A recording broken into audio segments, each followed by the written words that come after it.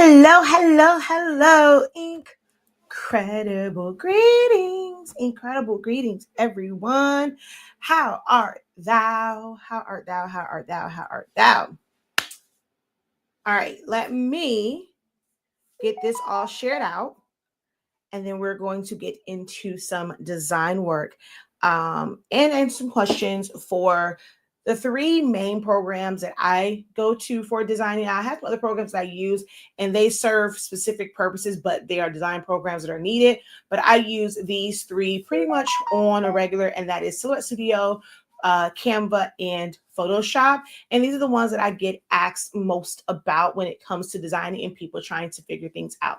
So we're going to talk a little bit about these three programs and how they fit into your design life and what each program offers. All right. So if you are watching the playback of this, if you're not, on live while I'm doing this intro, let us know in the comment section which programs are you using, which programs are you interested in learning or have began learning, and feel free to drop any questions that you may have in the chat or in the comments, and we will either do another video, and address some of those questions, or I'll even normally I can go in and just kind of answer it right then and there if it's a simple enough question. But we want to hear from you in the comments so that we can make sure that we are putting out the content that you actually need and you can take action on. Okay. If you're watching over on YouTube, make sure that you guys subscribe to the channel. Follow us over on YouTube follow us on Facebook as well. There's a couple different places there. So either 365 Creative Academy. We also have our Honestly Speaking Facebook page. And then we have several groups. Silaholics Anonymous, for those who are interested in getting more help with Silhouette Studio, Honestly Speaking, which is kind of like a melting pot of everything. And then I plan to do a lot more. I haven't done a whole lot with Canva Can't Do That, which is our Canva group.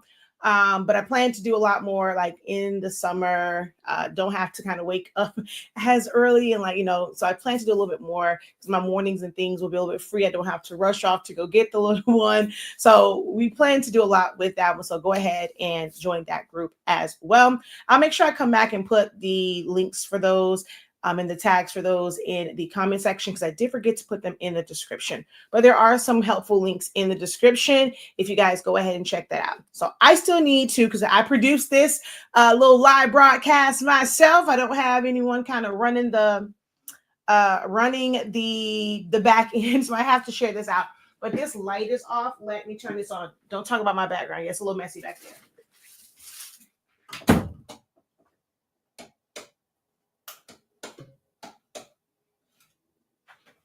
So yeah, the way my light works, I have to hit it like 3 times to get it on the right setting, because it's like a yellow light and then like a bright light and all this other stuff. So yeah. All right.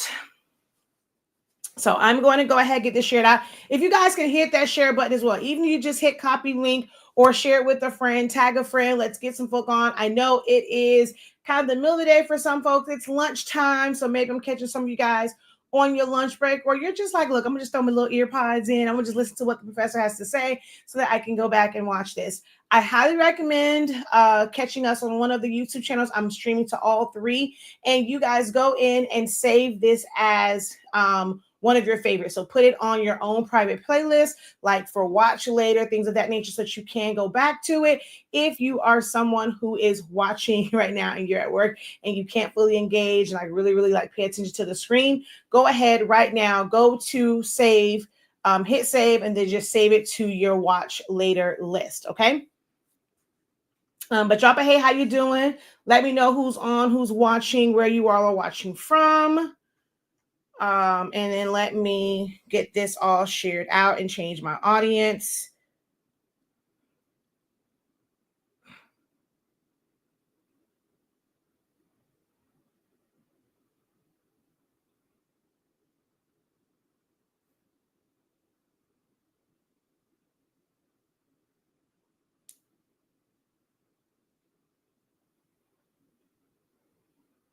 Oh yeah, because this is definitely not broadcasting to anyone other than me.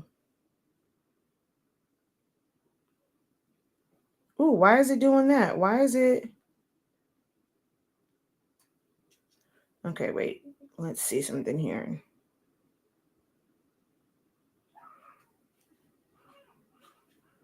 Oh, why? Why won't it let me change my audience? Hold on, y'all.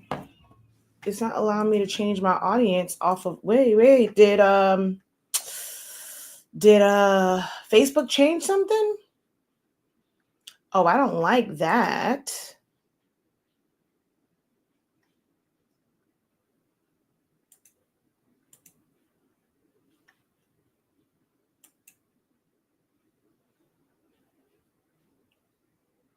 All right, hold on, y'all. Something funky is going on here. Let's figure this out.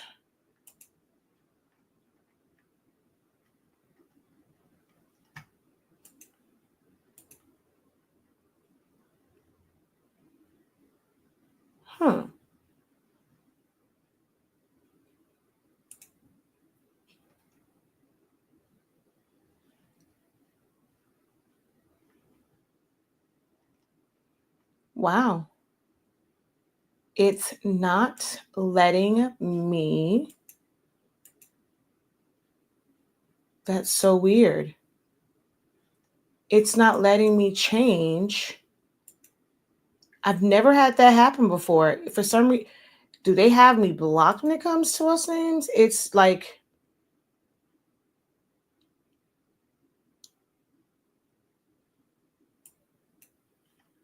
it won't let me change this from only me. Alrighty, hold on. Let's try to rectify this.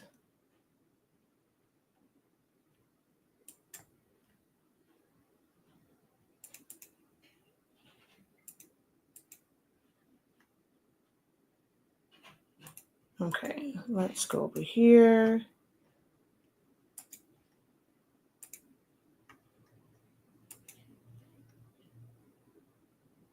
I can't even delete the post.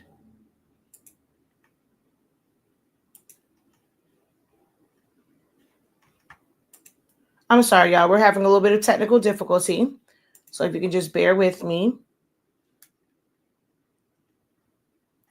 while I try to fix this. I'll greatly appreciate it. Hold on. Okay, let's see here.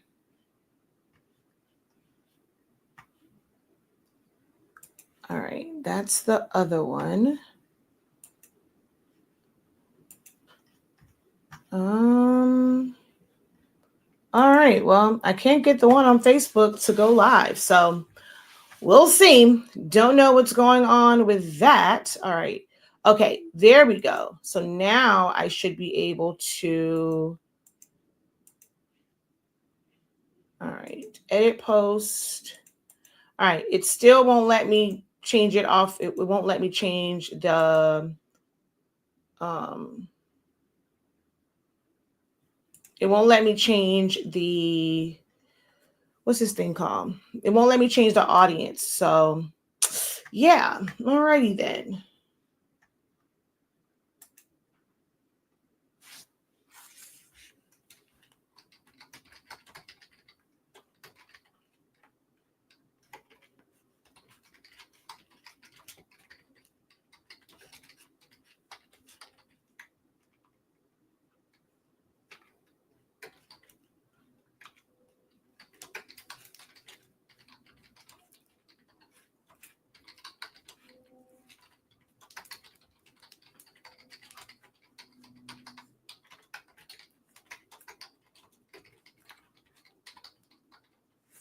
Alrighty.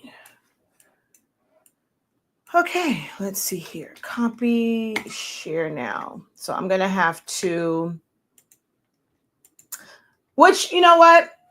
It's a blessing in disguise because I did say that I want to move away from Shakeya Lavelle and you guys watching there. And I need to get you guys acclimated with following me over on 365 Creative Academy on my Facebook page. So, you know, that ain't nothing but God. That ain't nothing but because I have said that I want to push the content over there. So, you know what? I can't even be mad because it is what I have asked. You know, it's things I've been praying on is just to really get that particular platform built up so that I can utilize Shakeya Lavelle like in a slightly different way. So we're going to go ahead and just share this out this way because, yeah, it is what it is.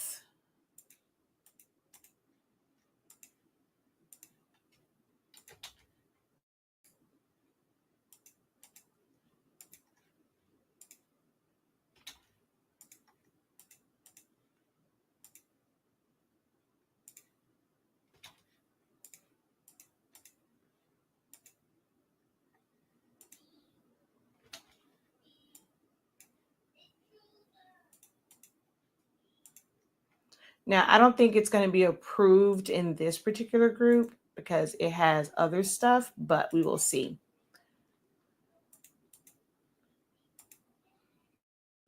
And I'm trying to get this bad boy all shared out. Okay. All right, there we go. Incredible afternoon, incredible morning. If you're somewhere where it's still morning. So hello, hello, hello. Incredible greetings, incredible greetings. All right, now let's go ahead and really get into this thing. All right, let me minimize that. And we're going to open up Canva here, close that down, and then we will have Silhouette Studio and Photoshop available as well. All right, so let's get into this intro and then break this all down. All right. If you can hear me, clap once or just put a 1 in the chat. I just want to make sure you guys can't hear me because y'all know sometimes audio be acting crazy. Hello, Lamont, how art thou? And I think it's over there, Christy. Hello. So I am Shakeya Lavelle, also known as Shakeya, the professor, or I like to say the creative professor. Some of my students like to call me the dean, but you know, I am known in these creative streets as the professor. Our company is HS Inc. 365. We are the home of the Honestly Speaking brand of products. That is a line of amazing sublimation paper and ink. Our sublimation paper allows you to sublimate as low as 365 degrees, as fast as 30 seconds, no butcher paper required. So you're going to get it done quicker, faster, and more efficiently, and saving you time and money. So check that out. The link for that is in the description of this video, hsinc365.com. Most of you guys know me and have been with me on this journey for nearly a decade, well, actually a decade now. And that was through all of my trainings and things for Silhouette Studio. And I created this community, this business, this name, it's just amazing. And it was Silaholics Anonymous because I became addicted to it. And then where do you go at when you have an addiction? You go to one of these like anonymous, like support groups. And that's what I started many, many years ago. With YouTube videos and a Facebook group that's still free. So you can go in there and ask questions and things of that nature. And then we have different tutorials and things available on our YouTube channel, both long and short form videos, pre-recorded and some live. I absolutely love Silhouette Studio. I don't think I will ever not have it in my creative toolbox because there's so many things that you can do in this program that you cannot do in others, even, the ones like Photoshop or Illustrator. And I know everybody loves Canva, but there are some things that Canva just cannot natively do at this time. And they're not a vector-based program. So there's a really big difference between creating things that are vector and raster, and their benefits are different. There's benefits to both methods of designing depending on what it is you're trying to do. So we have a teaching platform, okay? That's 365 Creative Academy, but just my brand in general is about teaching and educating. I don't really do kind of show and tell and tutorials and things of that nature. Not sure if you guys can hear me. Don't know what's going on.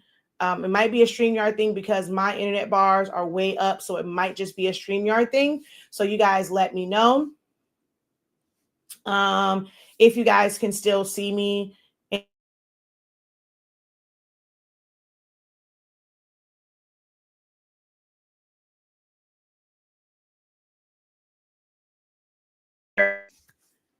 These online platforms just won't let me be great. All right, are we back? Let me know if we're back. No, once I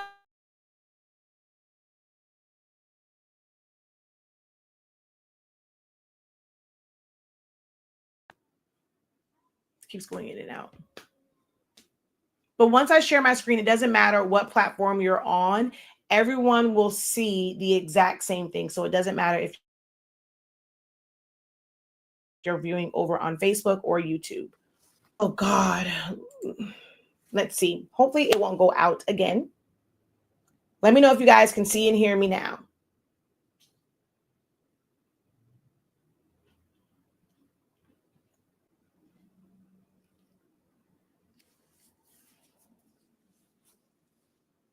Because one is showing good signal, the other one is not. So let me know. Let me know. Okay, I'm not seeing any responses. So I'm starting to think that you guys cannot see me and this thing has knocked me offline because I'm not seeing any responses, which means they probably cannot hear me. Oh my gosh, this is so frustrating sometimes. All right, I think I'm going to have to start this whole thing over. Yeah, I think I'm going to have to start all over it over.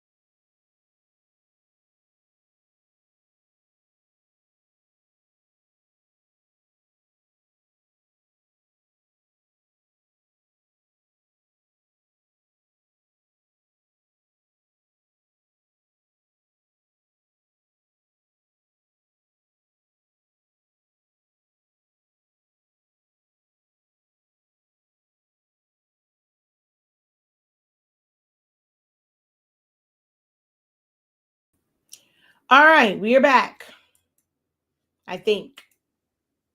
So let me know if you guys can hear me. I believe we are back.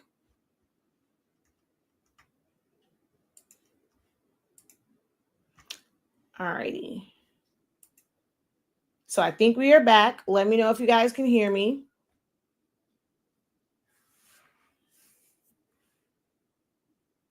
If you let me know if it's clear, I think this one says I was blurry. So let me know if it is clear. If you guys can hear me, let me know.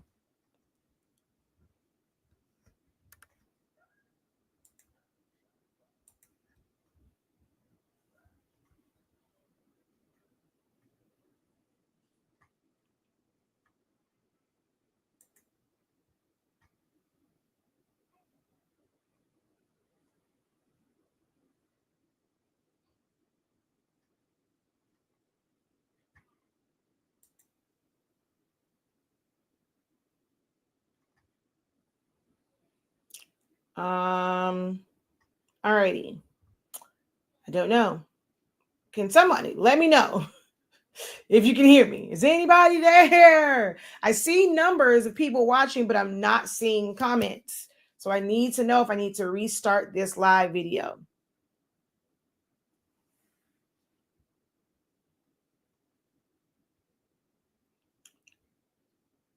Okay. Hi, Miss Gladys. How art thou? Okay, you guys can hear me. You can see me. Okay, perfect. All right. So I'm not going to go through the whole intro again, but I was on the part was saying, I do a lot of teaching. For me, teaching and giving full on instruction is just giving background, giving you full understanding. I know that nowadays people's attention span is very, very, very short. Everything now is just popcorn, and it's like instant gratification. You're getting everything so quickly, with being able to just type something in and get an answer, especially with AI.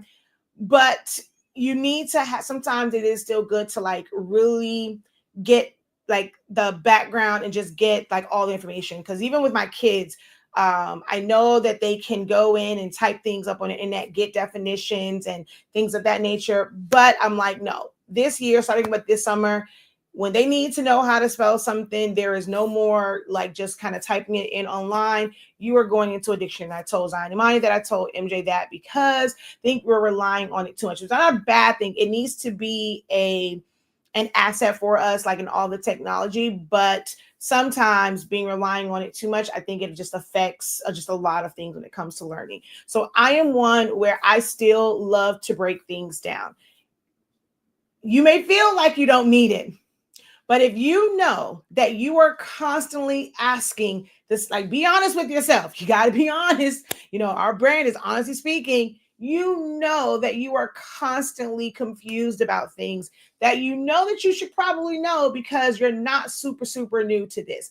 You kind of heard it before. You've seen people do certain things, but for some reason, it's just not sticking. And it's because you're getting it like the quick way. You just want to get to the thing and you're not figuring out like exactly why certain things are happening. So when you figure it out because someone does a class, someone does a tutorial, someone, makes a post about something, and it's like, oh, okay, I get that. And you might try it, but then you try and do it for something else, and it's like something's not clicking. Why is this not working? This is where you start to doubt yourself. You start to blame yourself. You start to overthink things. And it's because you just don't have the foundation and just the true understanding of how things work.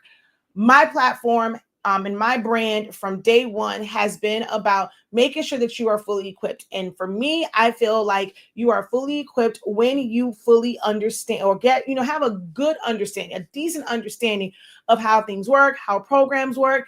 To me, this will keep you from spending an ungodly amount of time in the wrong program, trying to make it do something that it's simply not going to do. And you now feel like, oh my God, like, especially if you're in this for business, they're not paying me enough for this. I spent hours doing this. And sometimes it doesn't take hours or days to do it. You just did not know the proper way to do it because you spent time in the wrong program.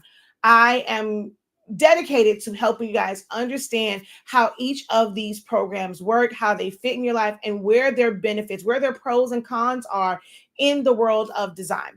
If you are someone that does not use Canva, Silhouette Studio, or Photoshop, and you're using different programs, let me know what programs you are using in the chat, whether you're watching it live or the playback, and I can potentially break that down to let you know, okay, the program that you're using, you're going to get the best use out of it doing this type of design. If you're wanting to do X, Y, and Z, you're going to need this.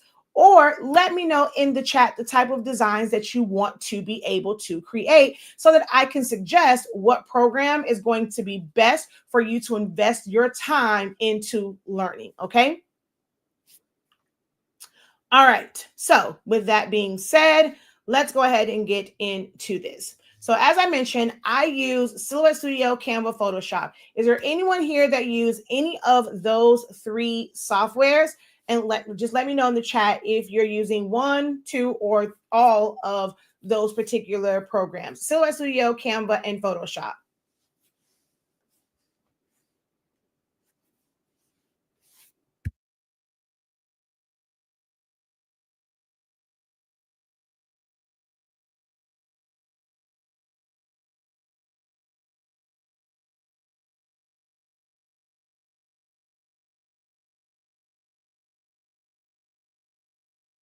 And I think there might be a delay, especially since we were going in and out from when I'm saying things and you guys are hearing it.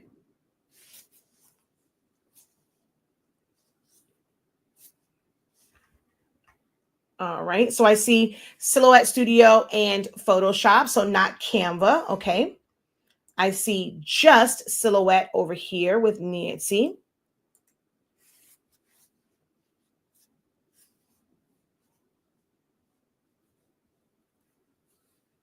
I like to see Silhouette because I think people really sleep on Silhouette and what it can do. It doesn't have all the fancy AI things where it's like a click of a button or type something in, it'll just do it. But you can do a lot. Like it does take time, energy, effort, and like actually clicking around and doing things, which you can do so much with Silhouette Studio. Silhouette, but learning Canva. Okay.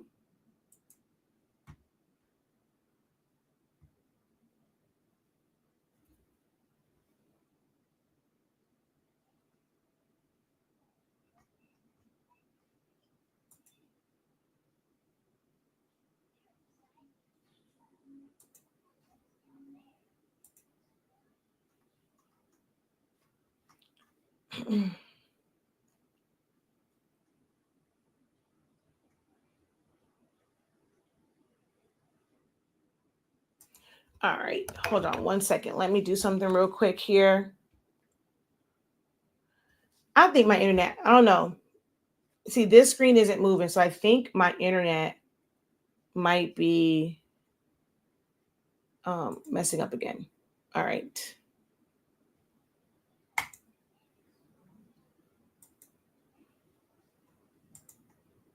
Okay. All right, so just Silhouette, Canva, Photoshop. So the question right now is, are you using any of these programs? Silhouette Studio, Photoshop, and Canva.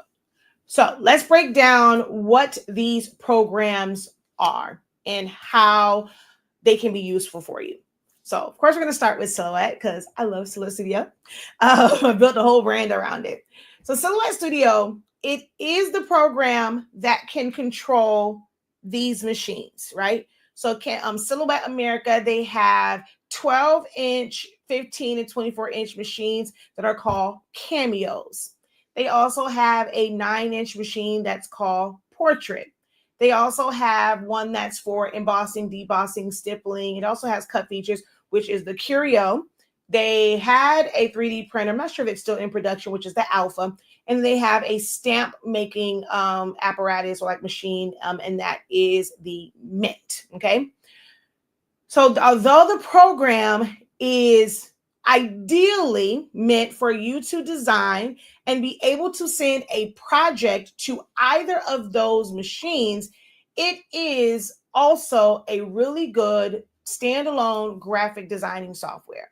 Now, this is a program that you cannot use from a mobile device. There is a web-based version. They're still kind of working on that. The functionality of it is a little bit different, but there is a web-based one. It's just not the greatest. You're going to get the most out of this particular program by using it on a computer, whether it's a desktop, a laptop, a MacBook, an iMac, things of that nature. You cannot use a Windows Chrome. It has to be a system that has a Windows operating system or a Mac operating system. It cannot be like the Chromebooks, okay? So you would go to their website, silhouetteamerica.com, and you're going to download the base software. There are paid upgrades. They're just one-time upgrades. This is not a sponsored video. However, I do have affiliate links. If you are someone who is interested in getting the upgraded version, I recommend if you can swing it right now, go to Business Edition, but Designer Edition opens up a lot of features for you as well. So it's a one-time thing to to unlock all of these different features. So it's not something you have to pay for monthly, which is appealing to a lot of people. It does not have a lot of like AI integrations like like Canva. And you have to really do a lot of things like manual. Like you can trace, which is like a click of a button, kind of put some things around it, but you have to do like some manual work.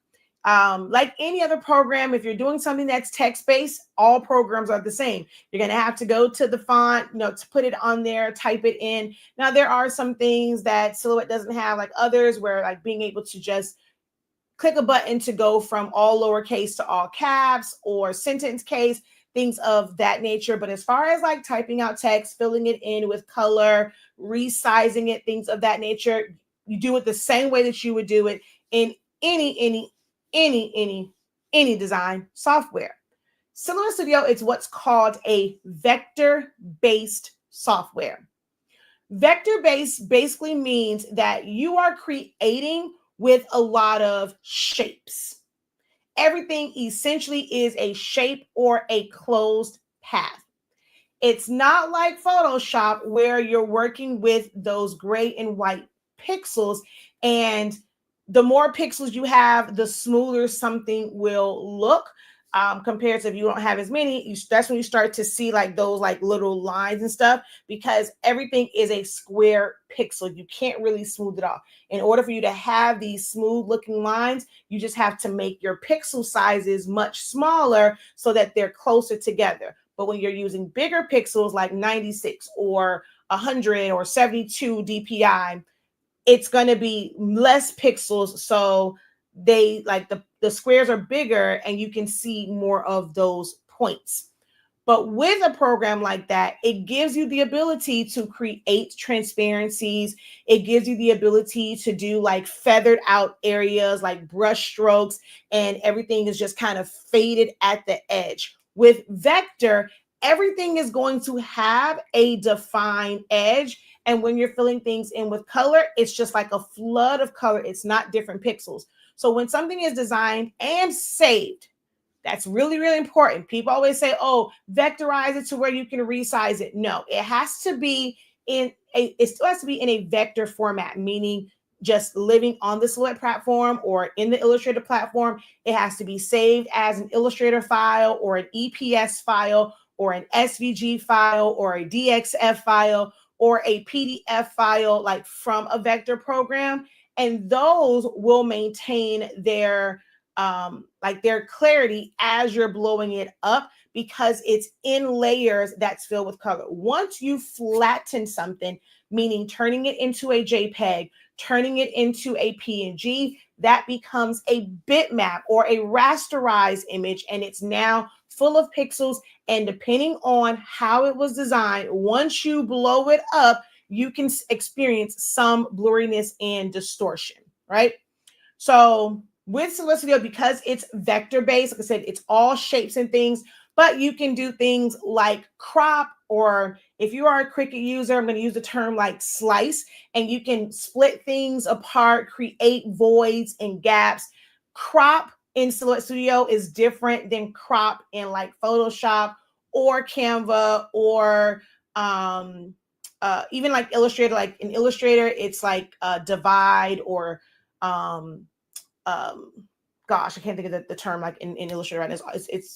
It's I'm looking at the Pathfinder panel, but it's just escaping my mind and like how that is. But crop is different. So it's important to understand the terminology of each program, because there are some words that are the same, but they don't do the same function. So crop in Silhouette Studio is not the same as crop in Photoshop. It's not the same as crop in Canva. All right.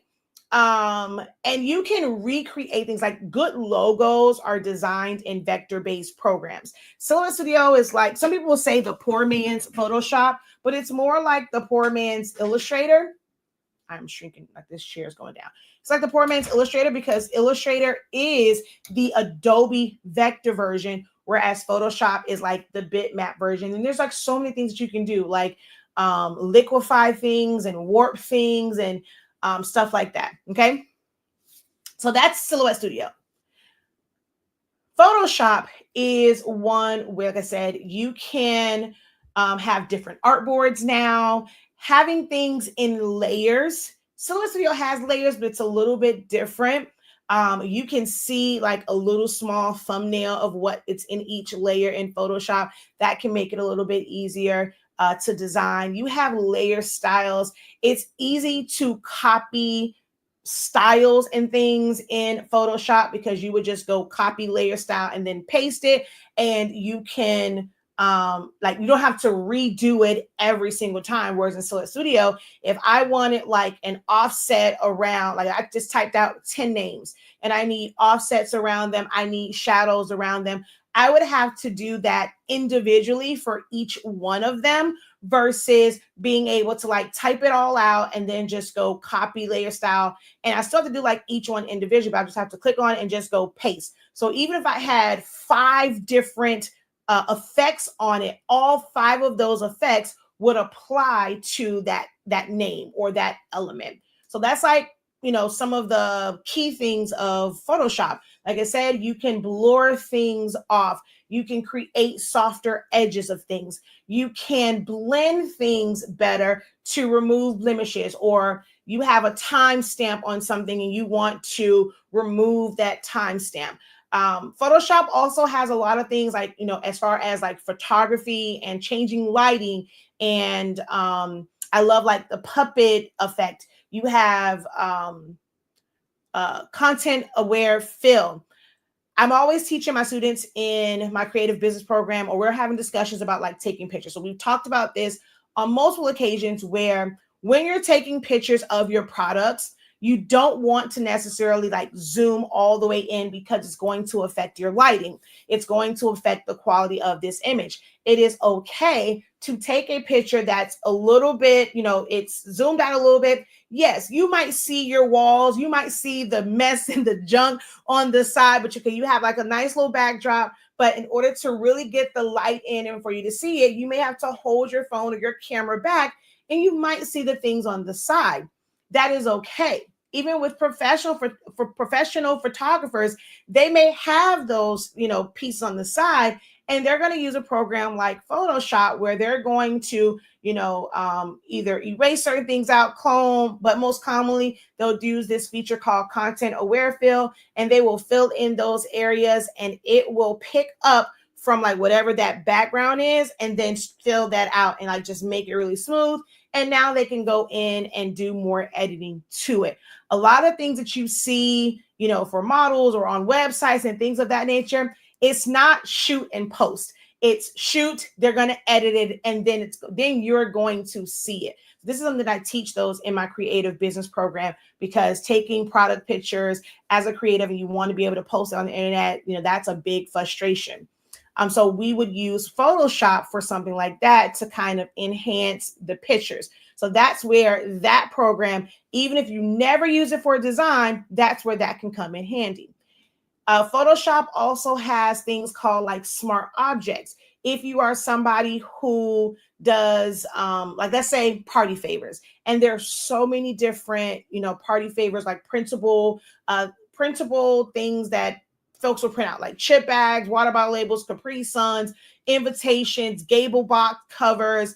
And you're going to use pretty much like the same images. You might use the same text. So instead of having this design, like in Silhouette Studio, I would have to create the like each one of them. And if I wanted to change out the picture, I would have to go in and change out that picture on each one. Whereas in Photoshop, if I put a smart object layer like in a spotlight for the main focal one, all I have to do is click on one of those, change that, and it will instantly change it everywhere else. If my text is a smart object and I change the font, I change the color, I don't have to go to each individual one and change it. Photoshop has smart objects. You go in, you change that font, you change the color, you put a shadow, you put a border, you put a glow, whatever it is, and it will change everywhere. Now, you do have to like change the sizing of things, and that's one of the good things too with it, where if you have one that's really, really big and this one is small, even when you make the changes to either one, it's not going to like make the small one now big or the big one now small. They stay at their proportions, but it takes on all of the effects. So it's stuff like that that you can do in Photoshop. So that's for what we do, right? So there's a lot more that you can do with Photoshop, but just speaking to my audience and who I've been teaching for 10 years, those who are in the space of making custom t-shirts, making memorial, like, obituaries, making birthday shirts, making party favors, making banners, and things of that nature. So as it relates to how we would design, these are just some of the of just scratching the surface of how you would utilize Photoshop. Okay. And now Canva is the new kid on the block. But what's appealing with Canva, unlike Photoshop, although Photoshop does have a library of stock images and things like that that you can use, it takes up a lot. It can take up space on your computer, and then it's kind of going outside of it to bring it back in. So a studio, there is nothing really there. Like, you have to bring in everything or add it to your library. So you can have some elements, but you're limited on space in your library for these elements, and you still have to like really bring them in. You have to still go search for them, bring them in. Canva is a design software that is more so like, it's not a full-on raster, but it's also not vector. Like, it's a very unique design software. But you can do all the same things. You can add text. It does have things that Silhouette doesn't. So you can put true drop shadows that have feathered like edges. You can do blurs. You can do glows. You can easily remove backgrounds. Whereas in Silhouette Studio, only if it's a simple background, you can trace and detach.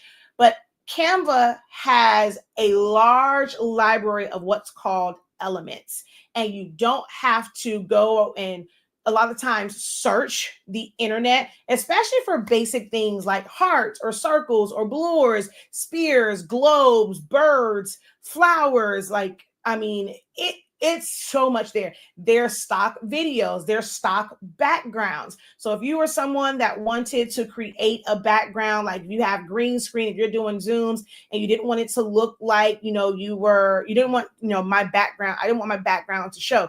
There are things in Canva where I can take that and then I can then use it as basically a green screen and an image behind me. Like, there's so many elements there.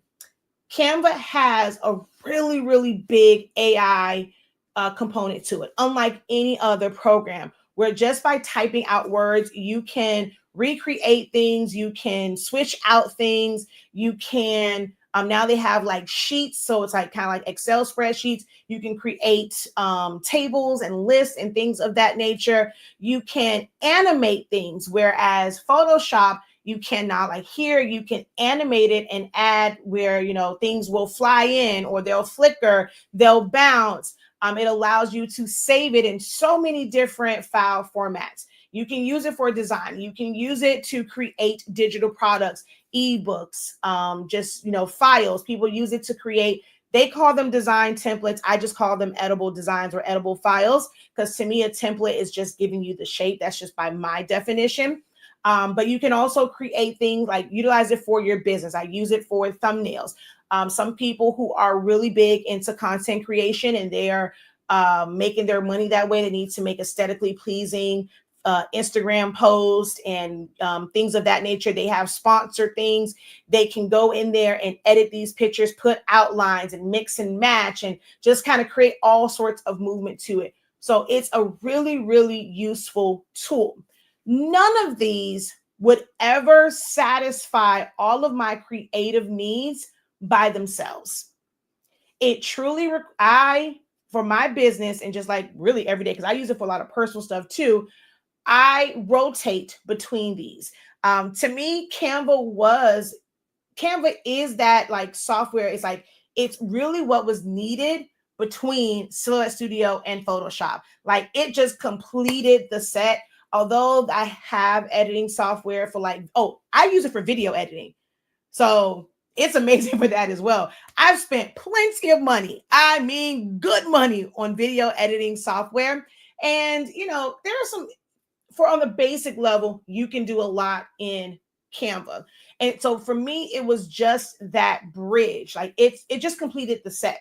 So I personally cannot survive without, at this point now, I can't survive without those three, as well as my Chat GPT. Well, and now Gemini. So I love Gemini too. Like, oh my gosh, the responses from Gemini has just been amazing. But I need all of them. But for design, Silhouette Studio, Photoshop, and Canva. Now, some people, are using like the Affinity. Even with that, they don't have a strong AI component to it. So with designing with AI, Canva is needed. If you are not utilizing Canva, you can create a free account and just try it out and just kind of see. Join our classes where we'll show you like how you can, soft launch and kind of include Canva into some things. Even if you create somewhere else, how can you then use Canva to enhance it? And like kind of just add those little touches to it. That's going to be in our Canva design class, but you have to go through our Canva 101 in order to qualify, because that is a prerequisite, because I need for you to understand what Canva can do and what it cannot do, so that you can fully, just take advantage and like just really soak up all of the good design information. Okay. So that is the 3 programs in a nutshell, and what they do, their pros and cons, and like how you can use them. Okay. I use and feel comfortable with Canva, but I would need help with Silhouette Studio Basics. Thank you. I have not used Photoshop at all. We have the absolute best, like the absolute best Silhouette class, because I'm breaking down the tools and functions. In order for you to be really self-sufficient and for you to be confident and just feel like you can just make anything, like you can look at something and be like, okay, I know I can do that in Silhouette Studio, and then go and try it just to try it out. Our program breaks down every single essential tool and function, what their uses are, how they work with other things. And once you get that understanding of how it works, as long as you keep practicing, and like stuff like our design challenges, this is where we're combining the different tools, and you can see how you create this by doing this. So we have 7 design challenges on our website that you can purchase. We're going to end up doing some more. I probably will do them before. I normally don't do them until the last quarter of the year. I'm probably going to start doing those a little bit sooner in the year, instead of the last month of the, I say last quarter, it was literally like the last month of the year in December. But if you go through those, you'll start to see how all of these tools and functions kind of work together to create different things. So I highly recommend that you look into our classes and programs within our academy. Incredible greetings. Hello, hello, hello. She was like, I didn't know the uses for all of the silhouettes. I know a little about smart objects, but need to learn more about it. We have a Photoshop Essentials. I am all about essentials first. Before I really get into like designing with people and things of that nature, I recommend our essentials. So understanding Canva 101 is like the essentials of Canva. Silhouette Studio, learn Silhouette Studio in 30 days is basically Silhouette Studio Essentials. And then we have a Photoshop Essentials, and it breaks down all of these things to give you the knowledge and information at the basic level. Don't skip over that. I know it's more exciting for someone to say, ooh, I have a class. I'm going to teach you how to design an all over shirt. You're going to do that, and they're going to click, and they're going to give you these elements and things of that nature. But then when you go to do it yourself, it's like, why is this not working? Because you don't understand, because your elements might be different, and what you're bringing in. Something as simple as the image that they use had a solid color background, and now you're bringing in something that's a little bit more complex. Okay, now what do I do with this? How do I remove it? Because the background remover in Photoshop isn't always the greatest. I've shown that. Like you would think, because that is the professional program and that's like the most robust one, that you would, it'll just be perfect, right? You'll click on it and it's no, not the case. I've gotten better results with things like Remove BG. So I still, even though I have Photoshop, I still keep Remove BG, because sometimes it just removes the right amount of the background, and then I may have to go back in and kind of tweak some things. But Photoshop has done me dirty sometimes. Canva's background remover can be like, but it does not like white. If you have white on your edges and there's not like something else there, it will pull out all of the white, and then you can't really go in to like pull it back in the same way. It's a whole lot of. So there are some pros and cons to each of the programs, which is why I find that some people feel like Like I know because I've heard it, right? And it's like, well, I don't want to have to go back and forth. I want to do it all or the majority of it in one program. But the way that you have to do certain things in some programs, you will spend more time trying to do it there versus, okay, let me go over here, do this part, and I'm going to save it and bring it over here. Yes, you have to save it and transfer it over, but you're going to get it done faster. And in our industry, when you're designing so much, this is the part that you guys don't charge enough for. Now, my students, like, they're working on their mindset, but now, like, going into it, give them a couple months to feel more comfortable. They're not going to be they're already starting to charge for designs. I just need them to kind of up their skills a little bit more, get a little bit more confident so they can charge a little bit more for designing. But that's normally the part that you're not being compensated for the most, which is the design part of it. And you gotta, like, make it where you can get more designing done in a shorter period of time, in a shorter period of time to maximize your profits. So for me, I will start one place, end somewhere else, and then come right back to the other program to, like, finish it off. So some people say they mainly print from Photoshop. I've printed from Silhouette Studio. I've printed from Photoshop.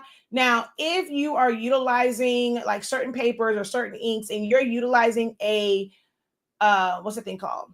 A color profile. Color profiles are not like universal because it's based off of the type of paper you're using, the type of ink, the specific printer. So you can have different color profiles for each type. So how something prints out on glossy is different than how it prints out on matte or satin, how it prints out for sublimation. So Photoshop allows you to customize your color preference, like your you know, how it will print out and even how it looks, being able to switch between CMYK and Adobe RGB. So there are some benefits for that, but I've printed things from Silhouette Studio and have gotten the same exact results printing that same thing from Photoshop.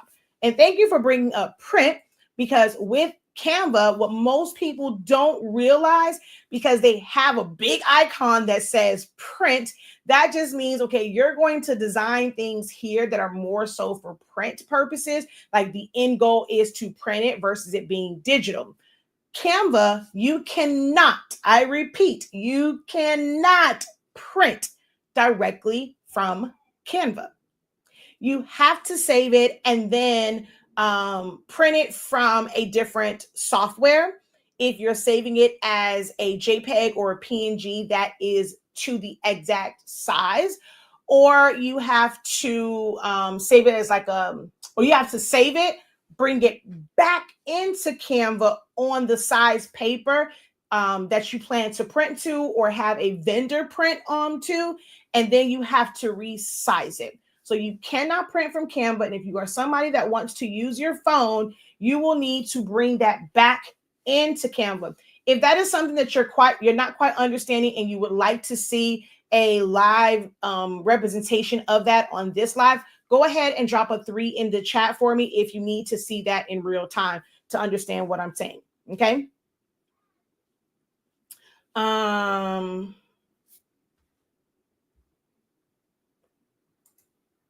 I have really learned a lot from your style of teaching. It's perfect for me. Oh, thank you.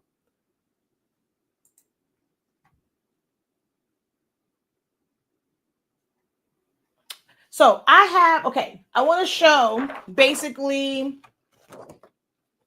so this is a good one. And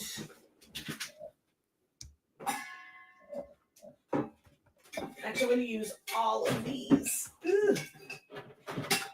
as examples. And I have another one of this one that has the embossing on it, but I don't know what the hell I did with it. Tumblers are so easy. Like, they're the easier thing for me to kind of show designing things. Hold on. Oh, is this it? Nope, that's not it.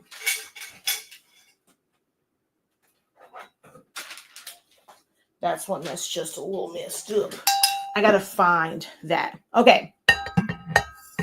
So I'm going to use these tumblers to kind of give you a breakdown of the different programs and how you can utilize them to create different designs, okay? So let's start with, I was going to start with this one. So it's this big thing with some instructors, like coaches and teachers, in the craft space, in the creative space, when it comes to making invitations or t-shirts or tumblers or mugs or clack fans, handheld fans and signs and banners and things like that. And they'll say, okay, learn to design so that you don't have to go and buy anything from Etsy or design bundles or anything, like, all of these different places. And a template would be, okay, taking MJ out, right? Already having this set up for you. So it already has the graduation cap, having the 2025 or whatever year set up already, having the outlines where you can click on it and change this to a color, click on the white, make that a color, click on the inside and either fill it with a pattern or fill it with solid color, right? Now this part down here, it would be kind of hard to have something where, okay, everybody's name needs to be arched, because I arched his name because this is his whole first name. This is not two names. His first name is Makai Jeremiah. So in order to make that fit and the letters can be a little bit bigger and a little bit more legible, I had to curve it. If I would have just gone straight across, it would have had to be a lot smaller. So these are things like design-wise that I like to kind of teach. Doing this in different programs, like let's say Silhouette Studio, it's not a button where you just kind of click on it and it just curves it, right? Cricut has one where you can arch text and it just makes the curve where it's going to basically try to, like, at the end of the day, the max for it is like a circle. You can't adjust how it curves. Whereas with Silhouette Studio, when I can put a circle, I can put an oval, so I can have a slight bend versus a really dramatic bend, how it would be in Cricut Design Space. Canva is the same way. If I were to go in and arch it, it only moves a certain way because it's eventually trying to get it, like, it's gonna, based on the length of it, however it arches, to basically get it to go into a circle. Now, Photoshop is a little bit different because it has warping, and that's like a click of a button. It has what's called basically like envelopes, and it has these pre-designed ones, and you can like warp things and change it and stuff like that. So they're all different.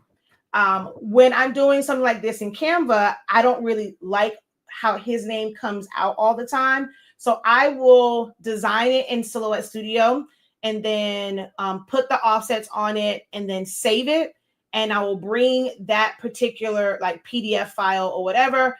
And there's other ways that I'll bring it over also. And I can bring it into Canva, and then I can change the colors of the different layers. So if I really, really want to do something in Canva, I have to design it in first, and then I'll bring it over so that I can add it to the design. But this was all done in Silhouette Studio. Knowing how to design or knowing how to use the program, you would not need a pre-made template to put the grad cap. You may purchase a grad cap because your skills may not be there to create this grad cap with all of these like little elements, and you see like how this is, right? If you learn a program, you definitely could create this element from scratch yourself. It's just a lot of shapes and knowing how to adjust edit points or making additional shapes and then subtracting and things of that nature. But you may just need to purchase this element. Or with Canva, somebody who is an actual graphic design artist would have created this, and they just made this particular element available for you to customize. So you can end up buying this. Now, something like this glitter background, that takes a lot of patience. to create that background because it's all digital. It's just a mixture of colors. It's not like someone just takes a picture of glitter, which I've seen those as well. And then they're putting those like online. Like this is a digital rendering. There's just a lot of like little squares and different colors. And it's like, it just a certain way this has to be done. The average person would not have the patience to create glitter from scratch. So this is where you end up purchasing those assets, purchasing those elements that you can then put in. Now you can literally have one color, as long as it's not black, white, or gray. As long as you have at least one colored like background like this, you can make it an infinite number of colors in Silhouette Studio, Photoshop, and even Canva by adjusting the hue, the saturation, the contrast, the gamma, things of that nature. Each of these programs have that option. This started out as a totally different color. When I first started like with this one, because I had someone, I did an orange one.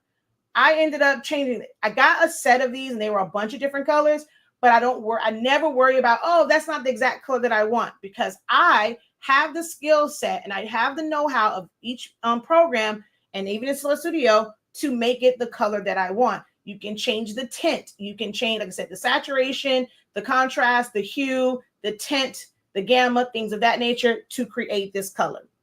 Then we go in and we're going to bring in the picture. Now, Silhouette Studio doesn't have a click of a button where I was able to remove the background. This particular picture was taken in front of a bunch of balloons. So I could go in and individually, using edit points, go around it, and I would crop it away to be able to remove the balloons. Well, that seemed too much, right? Like, who wants, because there are programs where you can click a button. So I could have opened this in Photoshop, used the background remover, and then save that, bring it back into Silhouette Studio, because this is a vector-based design. It's with that. I can take it into Canva, use their background remover, save it as a PNG, bring it over into Silhouette Studio. Use remove BG, easily click of a button, remove the background, which is what I did, bring that into Silhouette Studio. So like I said, that's one of the limitations. Silhouette Studio does not have a background remover integrated into its program. So you would have to use something else to bring it back in to be able to put it like here, okay? And then, of course, we have our text. Any of the programs could do the text. Now, when it comes to, like, let's say the way this is here, and there's an outline, there's a shadow and things like that, I'm able to do that in Silhouette Studio, or even, well, I won't say Silhouette, because you can do shadows and things in Photoshop, but not to this extent. So Silhouette Studio, because it's vector, if you look, my outlines have sharp edges just like the text. Well, in Photoshop, you can't really do that. When you go and you put what's called a stroke in Photoshop, it rounds everything off. You don't really have that option. Now, if it's something that's still in vector format, it's just a shape and things of that nature, you have the stroke, and it has like different corners and things, and you can kind of make it, kind of put that behind it. But you have to make sure that if you rasterize it or like flatten it, you cannot do anything else to that. Anytime you use the layer effects, it's going to round it off. Now, same thing with the drop, like the shadow that's here. So in Studio, you can only have sharp edges, but I like the sharp edges. In Photoshop, if you do drop shadow, it's a little bit more blurry. I mean, you can adjust the blur on it, but you don't get those really, really sharp corners. So even if I did this whole thing in Photoshop, I would actually go into Silhouette Studio to do this outline, save it, and then bring it into Photoshop, because I would not be able to get sharp edges in Photoshop. Hopefully this is making sense to you guys. Okay. And then let's say the little, what's this thing right here? The husky, the little it's a husky, not a pup. When it comes to like the colors in vector format, I'm able to click on any of those areas in Silhouette Studio, fill that in with the color. Canva, you cannot do that, like especially if it was like a JPEG image or depending on how it was, it's a little bit harder. Like I created that one in Silhouette Studio, like by tracing something and having all these elements. Photoshop, you would have to like click on it, select that area, either use the brush tool, or you can use the paint bucket to drop it in, or you would have to go to a layer style, make that a color overlay normal, and it still may not have sharp edges. Then you have to go back again, click on a certain area. If it's picking up, you got to change the tolerance, whatever, for it to pick up on a certain area, and then repeat that process, because you don't have like vectors, unless each one of these pieces is going to be individual layers, but then now they can shift and move and stuff like that. So there, like I said, there's pros and cons. It would be a lot easier for me to adjust the color of this particular element in a program like Silhouette Studio, maybe even, well, like Illustrator, because that's vector, and then I can bring it in. So hopefully you guys are seeing the, these programs can help each other. They can be beneficial to each other. Same thing like with the outline and things of that nature. So this is something that the what's this thing called? The glitter background. I can easily crop that background to these numbers in Silhouette Studio. In Photoshop, I would either have it there and then you have to do a clipping mask, or you have to save this background to your patterns, define it as a pattern, and then select those and go to the layer style and say fill with pattern, put that in there, right? Canva, you cannot do that. Canva, it has to be a frame in order for you to fill it in. So you can't just type something up and then fill it in with whatever like digital background that you want in Canva. You have to use an outside program to either do it and bring it back in, or you have to use an outside program because you want to use a font that was there or an element from there. You have to take it into an outside program, trace it, put it in a program where you can go and like fill it in. And then when you save it as a either a PSD or a PDF and bring it back in, it will be a frame.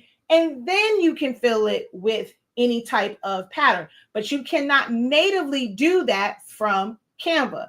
This is why it's best to learn another program if you're ever wanting to create something like this, because you cannot do it in Canva natively. Hopefully, am I making sense? If I'm making sense to you right now, drop a 4 in the chat. If you're understanding, drop a 4 in the chat.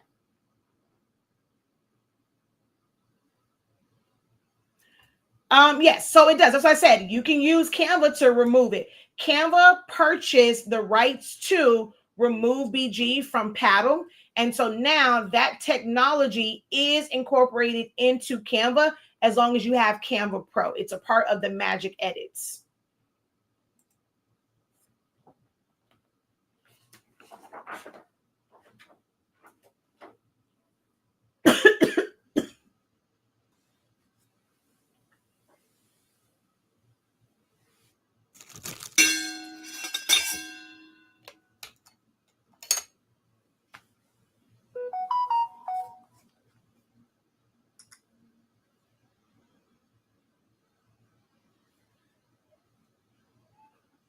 Is this helpful for you guys? Let me know in the chat. Let me know if these types of lives are helpful for you, or if I should just discontinue them because it's just too overwhelming.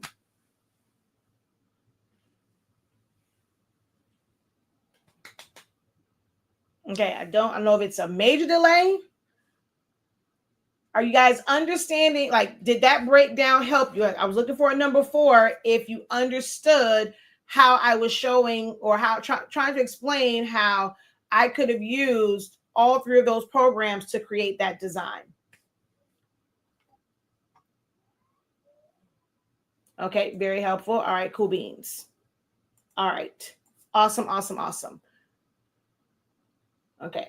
All right, so now let's take a look at, this is a tumbler that I designed for Class of '99 for their alumni picnic. The majority of this design was set up in Silhouette Studio as far as the layout, right? This piece right here, like this part right here, this brush stroke actually came from Canva.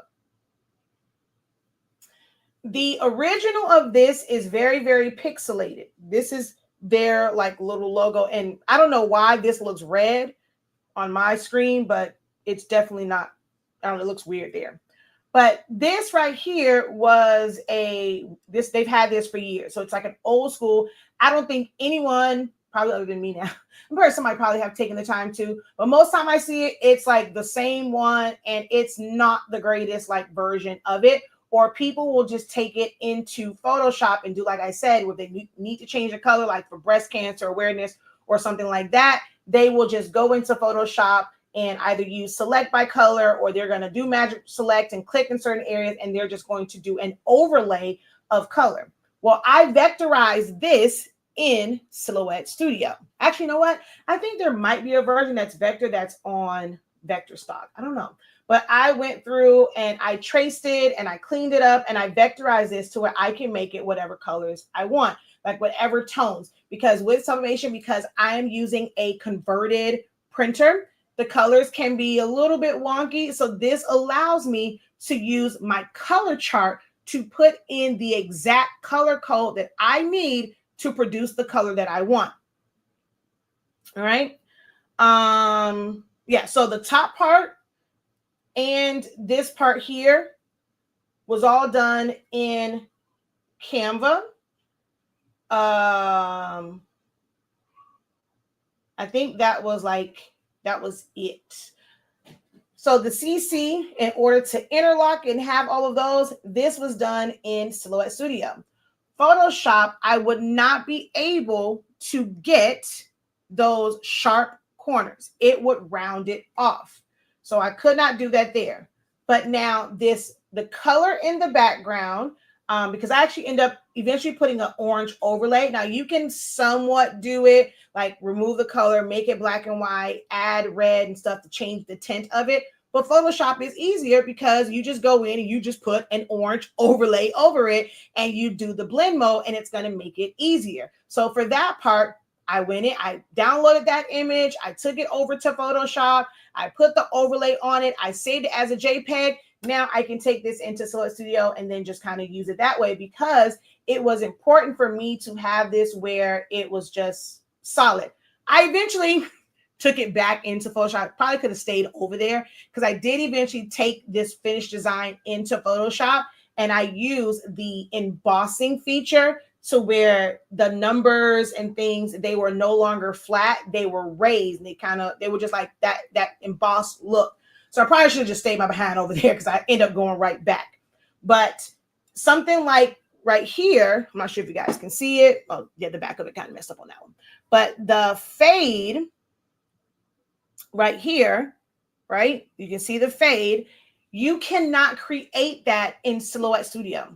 You cannot create that in Canva. So somebody will come say, oh, whatever, I do fades all the time. No, you are utilizing a fade or a blur or whatever cover, whatever you always want to call it, that was created in a program like Photoshop with the brush stroke. Someone created that, saved it as a PNG with a transparent background, and they basically gave the rights to that particular asset, that element, to Canva, where you can do a search and you can find it and you can put it in there. So you are essentially just using a PNG and adding it to your design, but you cannot create your own fade in Canva or Silhouette Studio.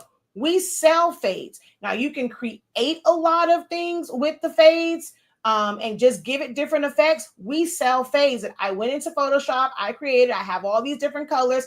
Now, someone that's just utilizing Silhouette Studio, they don't have Photoshop, they don't know how to use Photoshop, they are able to take those, crop them into certain areas of their design, and now they're going to have like this faded look. They can mix multiple of those fades to create a custom gradient. So you can create a lot of custom things, but it might require you to bring in element that was created and saved from somewhere else. That's all Canva really is. Nothing that you see in those elements is created directly in Canva, unless of course it's AI and it just, like you said, okay, I want a gold, make it look like a Mylar balloon, and I want it to be the number 4 in a rose gold or whatever. And so now it's going to create that for you. That's all AI. But as far as like putting things together and subtracting and making, you cannot technically do that in Canva because you cannot subtract elements. Now you can go and have a solid background and use shapes and put it there, and then you will have to save it, bring it back in, remove the background so that you have just that piece. But that's a whole lot. It's a whole lot, right? So this particular one, and then what was the final one was a combination. Like I literally use all 3 programs to create the final tumbler because of the different effects that I wanted. My dolphin one, I could technically create this in Silhouette Studio, like all parts of it. It would take a long time to create this custom camo, but that's just a bunch of shapes and you're just layering them. Now, the amount of shapes, Silhouette Studio is not really meant for a lot of graphics, so it can shut it down, whereas Photoshop is meant to be able to handle that. So having all of these different things. A camo background is made up of so many different shapes, and you're just filling in the different colors. Like I said, could I create this in Silhouette Studio? There's a drawing feature. There's the edit point. So I could go in there, create all these different shapes, layer them all together, and then just fill in, group them by, you can't group it because it'll bring it up, but you can select by color, change all of these different things, and create that. Then you just have text. Then you have, I can text to path to create the exact arch that I want. This same thing right here. I'm going to create a line. I'm going to arch it. I'm going to add in some little shapes to make it look like the threads of a football. I could create all of this in Silhouette Studio. Canva, you don't have the ability to design and taper off the edges. Like, see how this is? That's something that's done with edit points and adjusting those handles, and I can make this line and I can taper it off. You cannot taper off in Canva. There are no controls to modify an element to a specific point. Hopefully that makes sense. I could do it in Photoshop, but not to the same degree. I would have to use things like liquify and like push it in, or I would have to like draw it out. Now, if I'm using the pen tool and I'm doing it like as a shape, and it's still in a pen, it's still in shape format, you can click on it and you can adjust the handles. But if it's rasterized, then you cannot. Like if you make a mistake and go in there and rasterize, unless you're going to undo, you'll have to like recreate it. But Silhouette Studio, even when you convert to path, you're always able to adjust those handles as long as it was not saved as a JPEG and then brought back in. Anything that you create in Silhouette Studio, until you save it as a JPEG or a PNG, it has edit points to it that you can adjust and manipulate. Okay. So this whole thing, and of course, you're just bringing in this was an action SVG to where I can adjust the colors for the logo here. This is one that's just glitter. So the glitter part, we're not creating in any of these programs. A really great artist is going to create all this glitter stuff, and you're able to just change the colors. But being able to make this line, and then the second line for the pencil, and then another rectangle, and then another rectangle. Now, once we get to this part, now this one could have been just a regular rectangle that comes up to this, like above where the corner is, and then it's the rectangle. Someone will look at this and just think, oh my God, this is, oh, I wish I can create. This is literally nothing but rectangles. That is it. It's just rectangles, right? So in Canva, you could create the different rectangles that are, what's those things called?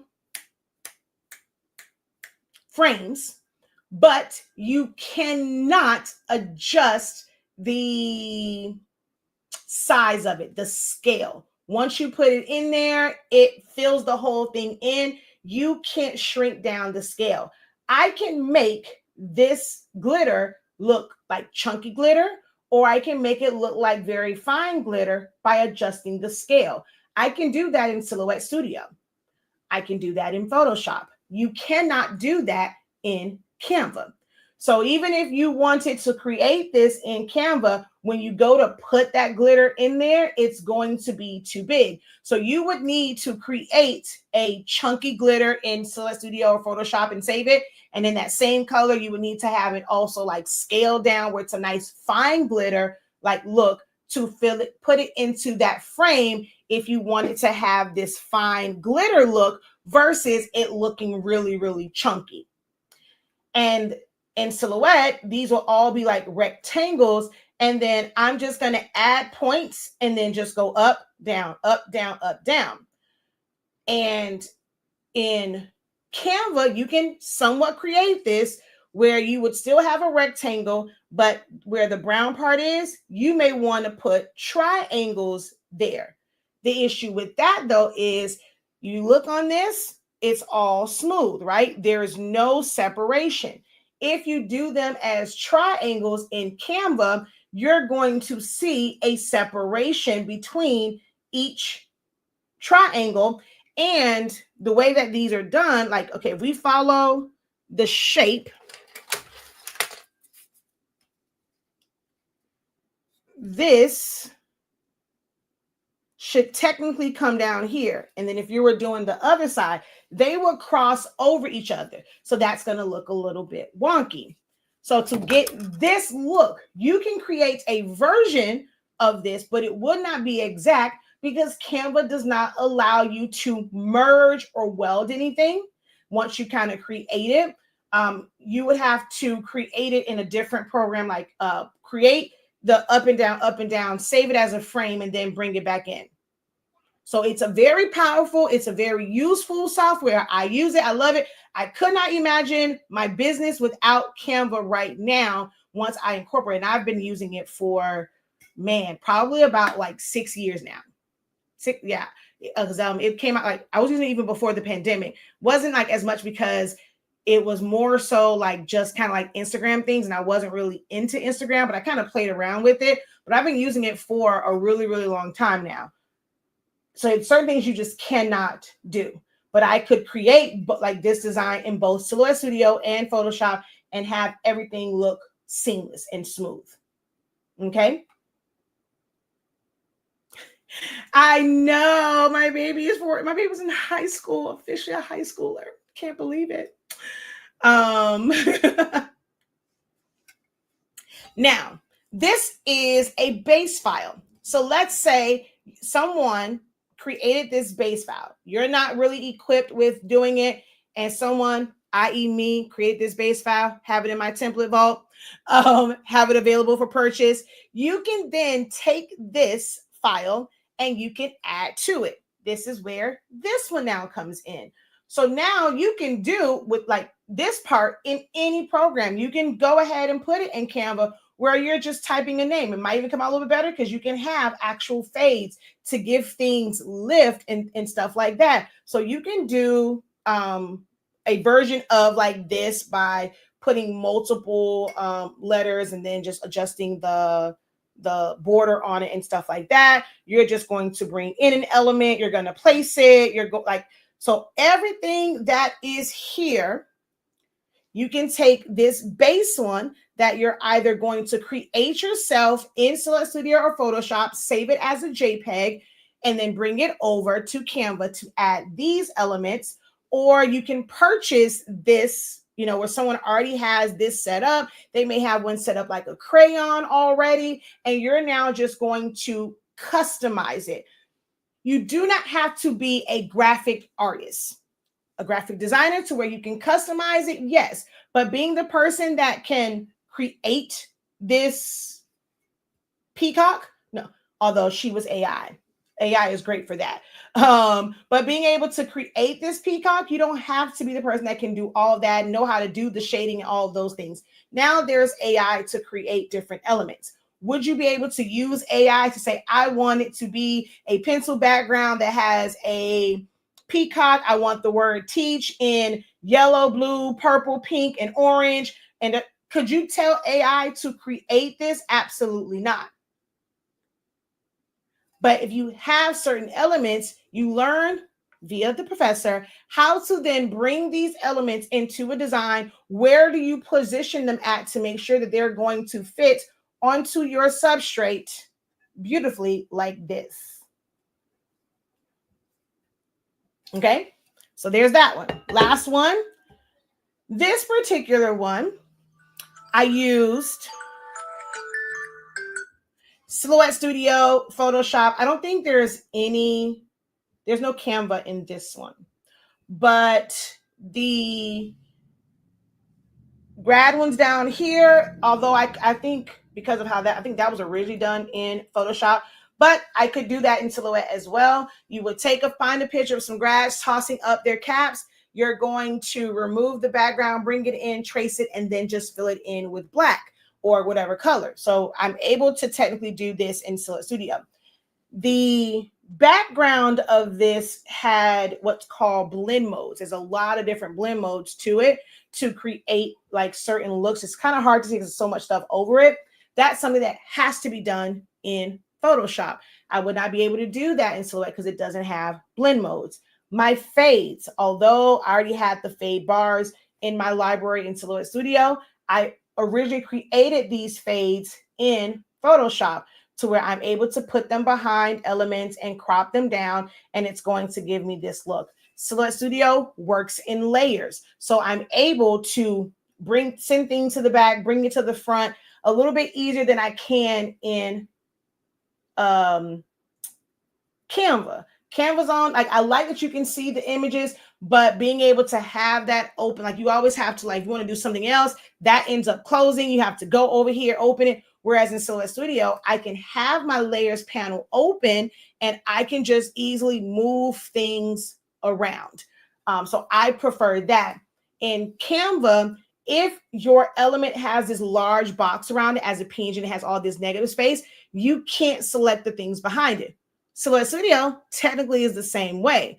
But when you trace and detach with Silhouette Studio, it gives you, like, it's now contoured to just that particular element, and you don't have this large box, so I can select things behind it. This is also an issue when it comes to Photoshop, and if you have this large box that has all of this stuff, you cannot select what's behind it. So for selecting things, Silhouette Studio becomes easier for me to select something and just move it around. Again, the text and like how I like my outlines. If it's a text that has sharp edges, I want my outlines to be sharp. I don't want them to be blurry. Therefore, I have to use Silhouette Studio, or I would be able to use like Illustrator to create the 3D look at the bottom. I cannot use Photoshop for that, so I kind of get that look. I need to use and still have the sharp edges. I have to use Photoshop or Illustrator, a vector-based program for that. Now, the images here, I took them into Photoshop. I did not want the silhouette drop shadow because it's sharp edges. I wanted it to be a little bit softer. So that image there, the shadow behind it, you can see like behind it, it's blurred. I do that in Photoshop, save it as a PNG, and then brought that over to fill it all in Silhouette Studio. What's these things called? The little sparkles. I can create one in Silhouette Studio, white line. I have a white fade, like a circle one that I had to create in Photoshop, bring it over. So if I wanted to, could I make that over there? Yes. It was better for me to make this in Photoshop. I created the initial one. I turned it into a brush. So now to be able to get that look, you can set it and tell it to be random. You can change the size of different things. So now all I just went was, and it instantly created this look of like all of these little sparkles without me having to individually place them. How I would have to individually place them and size them in Silhouette Studio. This is where like these programs come into play to be able to create things with ease for something like that, where I create one and then I know how to adjust the brush tool to make it scatter, to make it where it's going to give me smaller ones. So once I just take that brush and just go, it gave me that. I'm going to save it as a PNG with a transparent background. Now I'm able to use that in whatever program I want, and I don't have to recreate it every single time. Are you guys with me? All of these programs serve a purpose. They can make your life easier once you learn it, but you have to want to learn it if you want to design to that level. Now, it's okay to not learn each one of them. If you're someone where you're like, okay, I just need something where I can efficiently plug and play. Even Canva won't really give you everything. My recommendation is at least learn Canva in Silhouette Studio. Like, if you don't have to have a machine, you do not have to have a machine in order to use Silhouette Studio. You can download it for free. Anyone can use it. At least get that, because there are going to be certain things that you need to be able to do. And there is a way to be able to save stuff from like utilizing the free version. It's a third-party app to be able to save it and then bring it into Canva. If you have Canva Pro, you can remove the background if needed and things of that nature. But you want to have more than one program. They complement each other. Any questions for me before I hop off? I am more than willing to answer any questions you guys have, anything that you're confused about. If you have questions about any of the particular programs, let me know.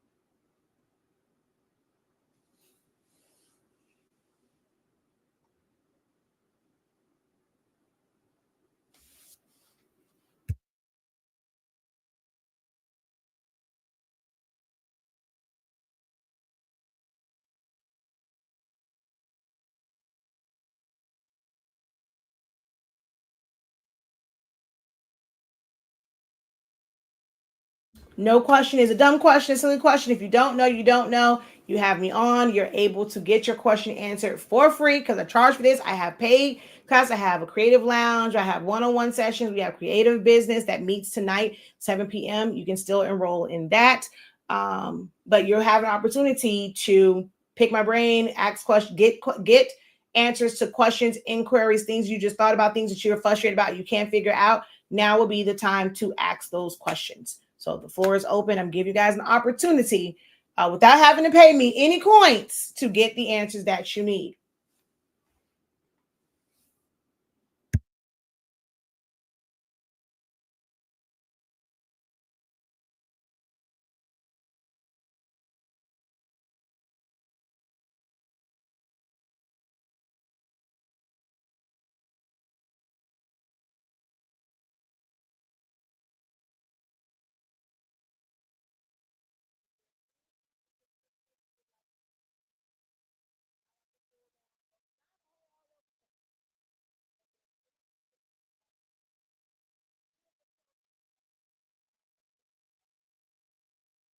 Y'all can't hear me.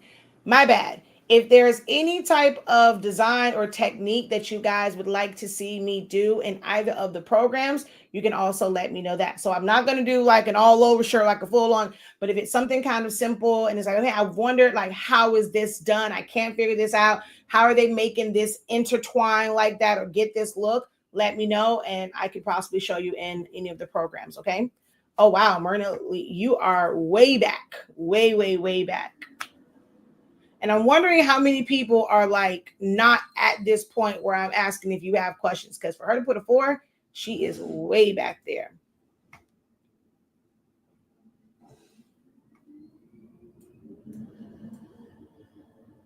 What is your, okay, so no questions. What has been your biggest takeaway from this? What's one thing that you learned from this live broadcast? Either you're watching the playback of this, go ahead and drop it in the comments.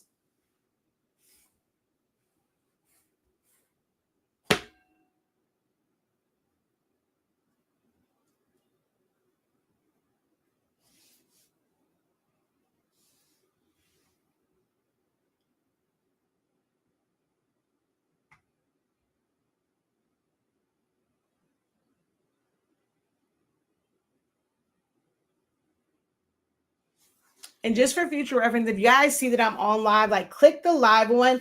I mean, you can always go back and watch it, but then you end up missing opportunities to maybe ask questions if you watch it and you're just kind of like, you catch it wherever, like whenever you kind of come on. If I've been on for an hour, but you're watching it from the beginning, you're then going to miss the opportunity to ask questions and things of that nature. So if you're ever watching live, especially over on YouTube, click, I think it says live, or click to the end of it so that you are on the actual live portion. Wow, can't believe no one has questions. No one whatsoever has any type of question.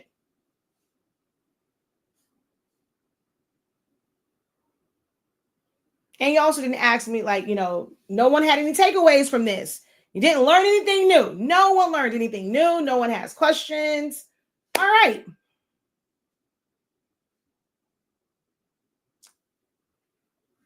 Well, even if you're not verbalizing, my goal is always to help you guys learn something new, to help you on your journey of creativity, making your life a little bit easier, to make money if that is what you're doing this for, or even if you're just doing it for personal reasons. It's like all personal type things that, it helps you not be frustrated. Like someone like me, I don't do rhinestones, but I know how to do rhinestones for times like my son's jacket. So I'm not sure if you guys can really see it on there. But MJ's jacket for prom was rhinestoned by yours truly. I created those templates, like I created the designs myself. The back of it actually says MJ and it has a design. So I hand placed those circles in Silhouette Studio, and then of course cut it with my Cameo and brushed those stones in, pressed it here at home. So I was able to customize it. He got so many compliments on his prom suit, because I was able to customize that myself with the skills that I have acquired over the past couple of years. So you cannot shade in Silhouette Studio, but you can use fade bars to create the appearance of shades. Okay, so let me.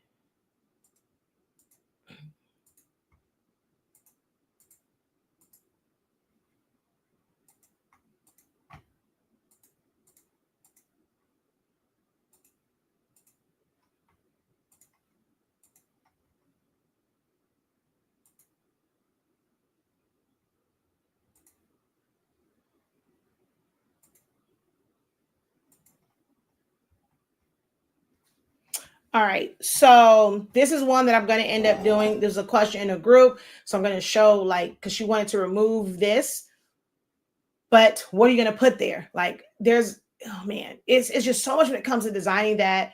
I know some people kind of have this vision in their head, but there's some things that you have to end up thinking about. So I'm going to end up doing a thing for that. So let's just come over here, and one of my things I love to use is a star. Don't ask me why. I just love using stars. And so now I'm going to convert that to a path. I'm going to open up my library and I'm going to go fade.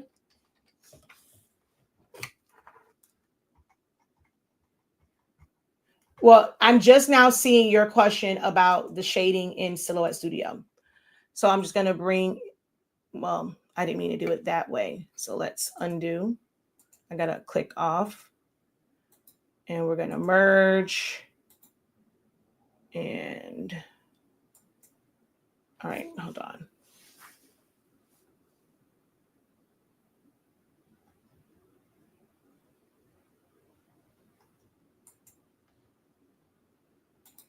And merge. Okay. So let's say I have, come on, collapse. These two, right? I always duplicate.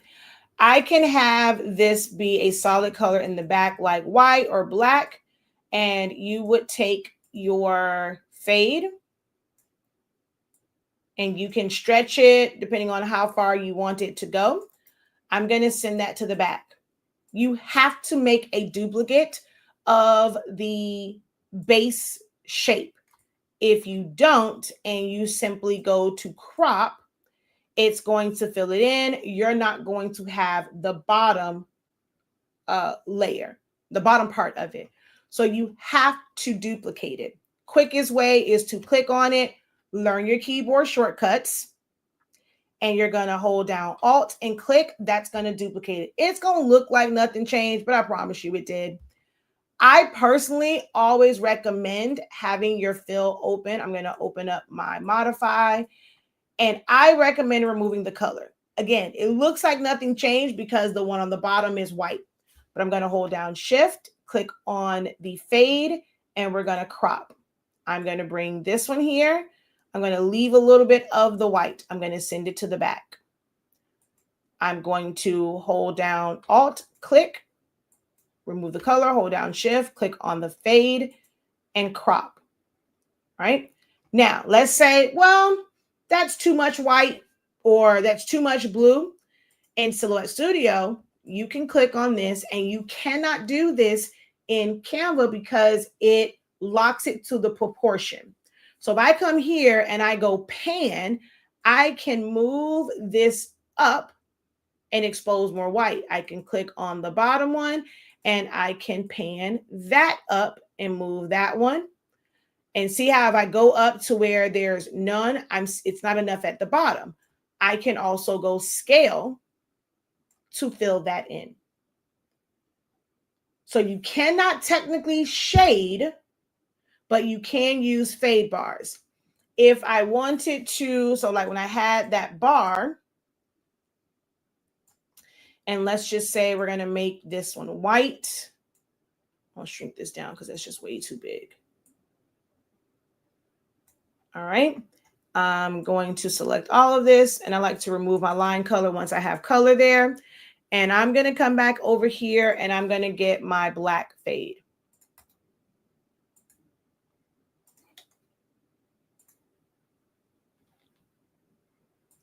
So I can create, I'm going to flip this. No, I didn't. I said vertically. The illusion of, I'm going to shrink it down. I'm going to send that to the back. That's a little bit too high, so maybe about there. All right, so we're going to click here.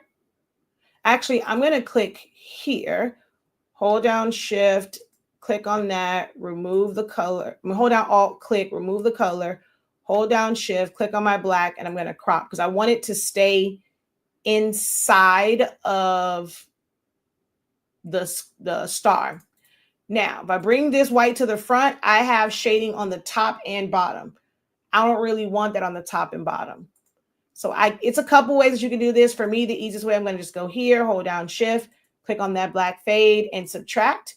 So now I just have that like shadow part at the top. So that's how I would be able to like do that to create this look of having it's like it's faded in the back. Even if I make this like this whole thing green, but then now I have this piece. And if I wanted to, I could, I'm going to flip it like that.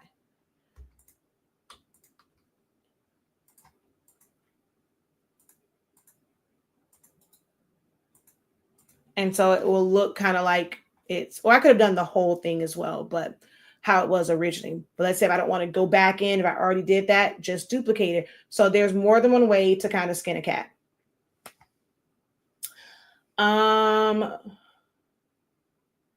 My biggest takeaway is that all the different programs can benefit you when designing. You validated a lot of what I'm doing design-wise. So hearing you speak on these subjects lets me know I am doing it correct. Let's see. All right, so we did those. I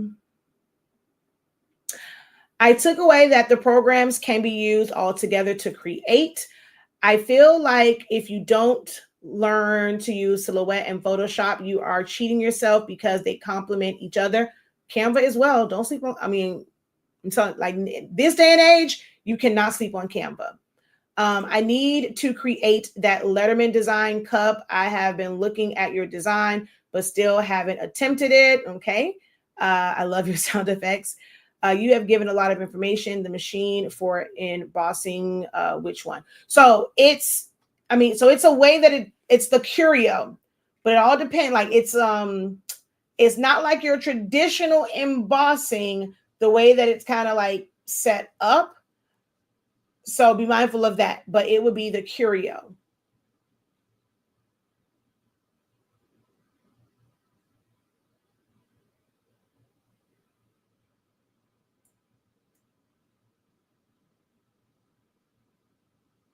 Disbursement of the brush can be changed, and I can take random designs from Silhouette and make a brush for it well, I wouldn't have taken it from Silhouette. I really would have created that, like, because you can create that start like that initial one in Photoshop as well, where you're going to create it, you're going to taper it, and you're going to use the brush, like, because in order to get that white piece that is just a brush.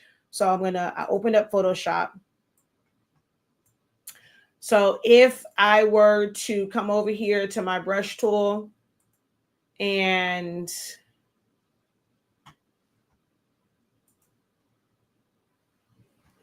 we'll make this a little bit bigger.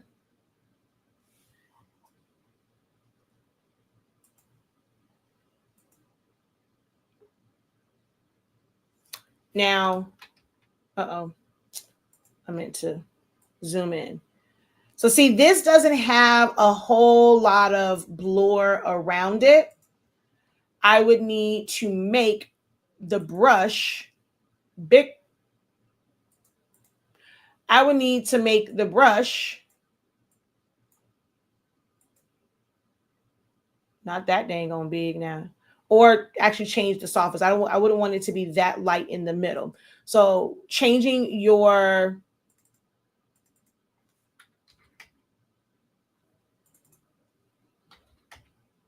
well, dang. Okay. That was a little, I realized I went up that high. That's a little bit too big. Oh, whoa. Oh, that was silly me. I put it right on top of this layer. So let me just undo. I didn't realize I didn't add another layer.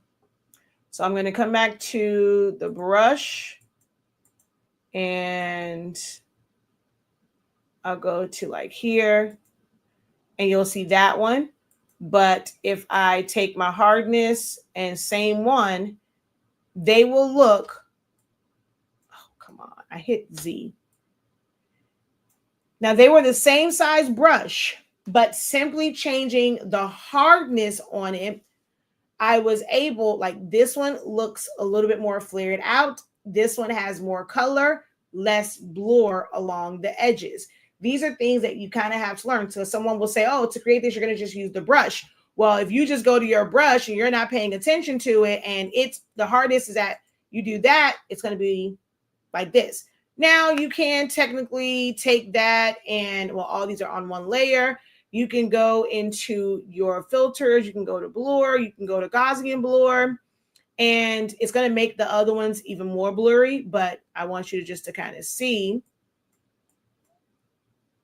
where I could take this and now create that. So if you made a mistake, it has to be on its own layer. But if you made a mistake, there are ways to kind of fix it without going back. So you can use things like Gaussian blur to fade off the edges as well. Or I could make that. I can put glow around. Like there's several ways to make certain things in like a program like Photoshop.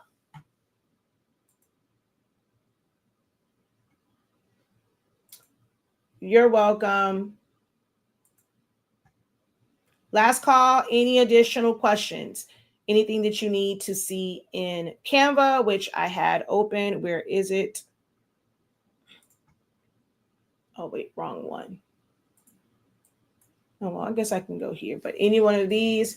So if you have a question in Canva, Silhouette Studio, or Photoshop, speak now, forever hold thy peace. I'm already at 1 hour and 49 minutes. Let's make it a cool 2 hours. So I will answer questions for the next 10 minutes.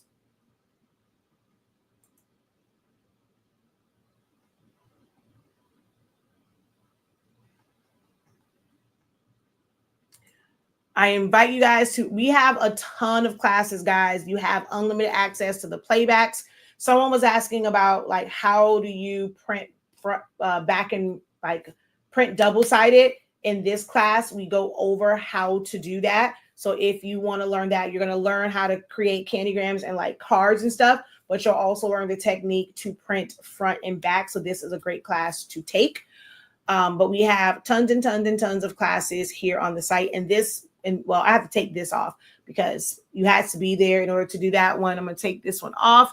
But we have a lot of other classes available for you. We also have the, if you go to our Academy site, we have like our creative business and things of that nature. You can also purchase class over here. Over here, you can use Cash App, Klarna, Afterpay, Affirm, depending on the amount. On the main site, you have just your regular payment processors in Sezzle or ShopPay if you want to break it up into buy now, pay later options. But we have a lot of different resources for you as far as classes. I highly recommend Essential Silhouette Studio, understanding Canva. In order to qualify for our design classes, you must have the prerequisite of understanding Canva 101.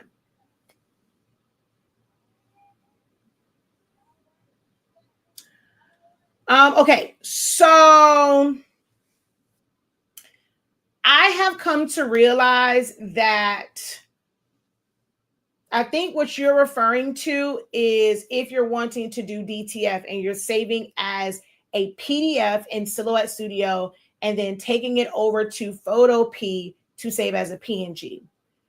It's a little bit more like, it all depends on like how it's set up. And I'm finding that Photopea isn't like for that. Now I filter through Photopea a lot, but because of how it comes in and it's like the page is white, making it go transparent is not quite working. So that's something that will take a little bit more time because you have to create a new design, copy it, bring it over, then take out the back. Like it's a lot for when we are already 2 hours in.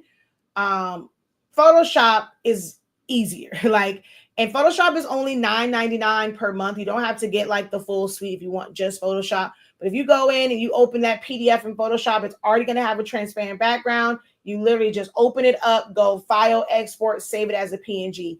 It actually takes a little bit more work with Photopea.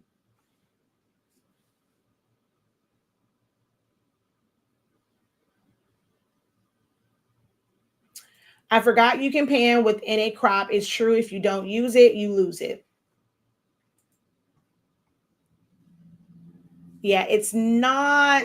Yeah, Photopea is not as friendly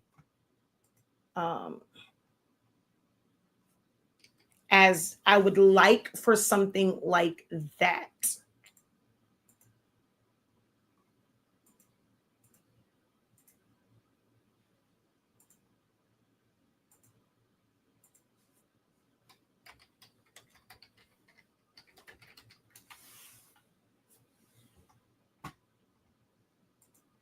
So if I came over here, file, open,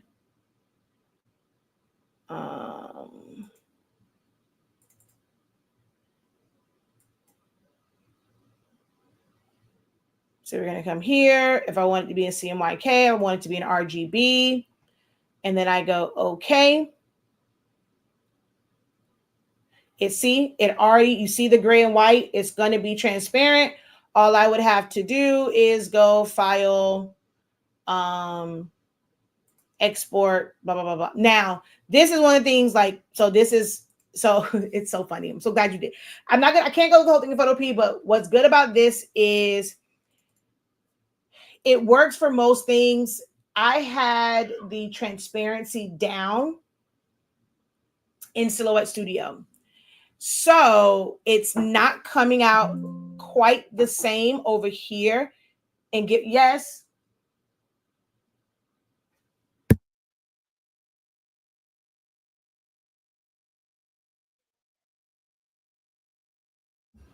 So it is a little bit different than it is over here. Oh, wait, no. What happened here? Oh, actually, it's different than how it is on my small one. What happened to my white outline? The heck? Oh, that's kind of, I thought it was different. I didn't realize it changed over here. Huh. Oh, wow. Okay, so actually it came out perfect. I'm looking at the one that's over here that has the white outline. I'm like, okay, what happened? Oh, but it does happen though. When you have something that's transparent, I'm going to come back over here.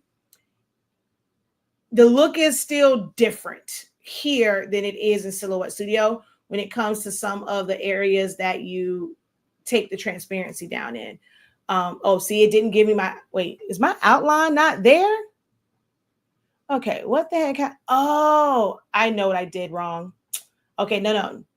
All right, I'm going to undo this. I know what happened. I turned all of the line colors off instead of just the line color on the outside. Okay, there we go. Let me just click on this outside and go no color. And for some reason, yeah, that is a little bit off, but that's okay. File, save as, save to hard drive, and then portable. And there, let's just go to, okay. And file, open. Oh, it's still saving. Oh, wait. File, open.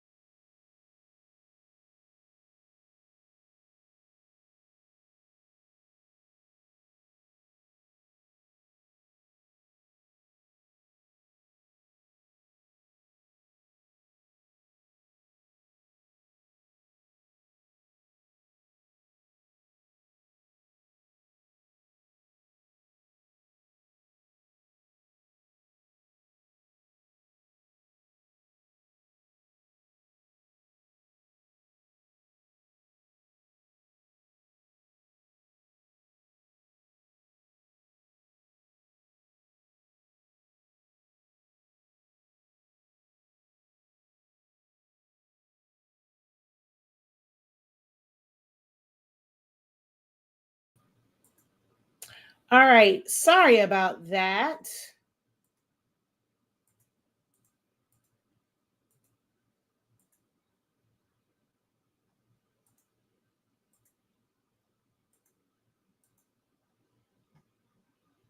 Our internet switched off for a second there.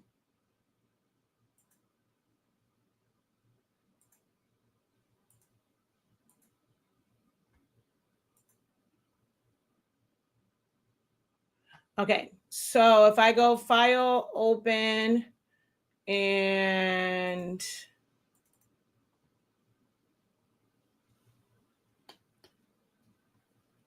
but I was before it cut me off, it had like it doesn't merge like in Silhouette Studio. From Silhouette Studio, it's like not,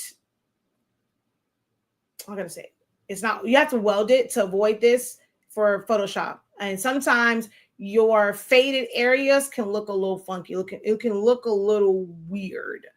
And I always have to go in and remember to weld. But there's that one. And this only looks like it's pixelated because I am zoomed in 314%. See, it looks very, very smooth.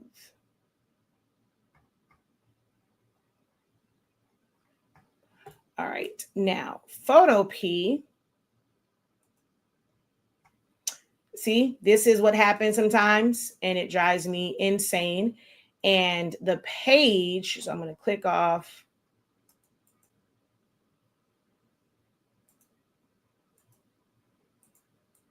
Like this part, it does get annoying in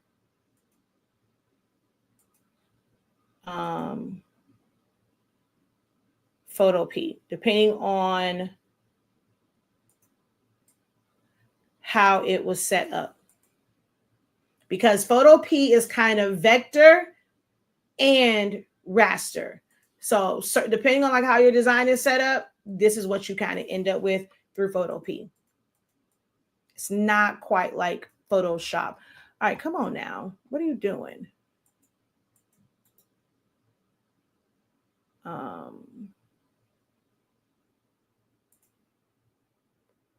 Now, why won't it let me? Now, this is kind of weird because it will normally let you still select the individual parts, like just clicking on it. Right now, for some reason, it's not.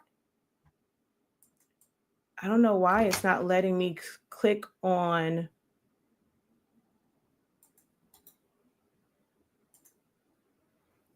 And so, see, I had to do that one. Clipping mask. Or it actually needs to be here. There we go. This one needs to be here. So I would have had to go in and do the clipping mask for. So it's not quite the same because it is still leaving everything in layers.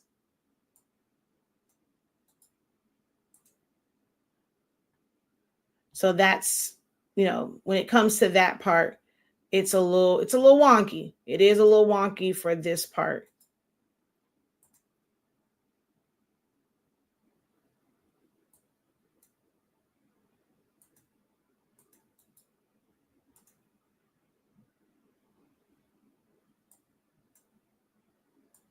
Okay, so no, that part goes there.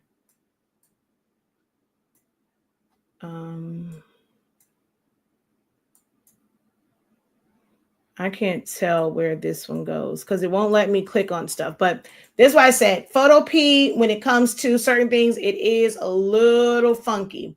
So I can't fully recommend it for doing that. There's certain things I can do, and I'll come in here and I'll do certain things. But for DTF, the best thing is going to be Photoshop, or find you a company that will allow you to submit the PDFs. I only submit PDFs for mine.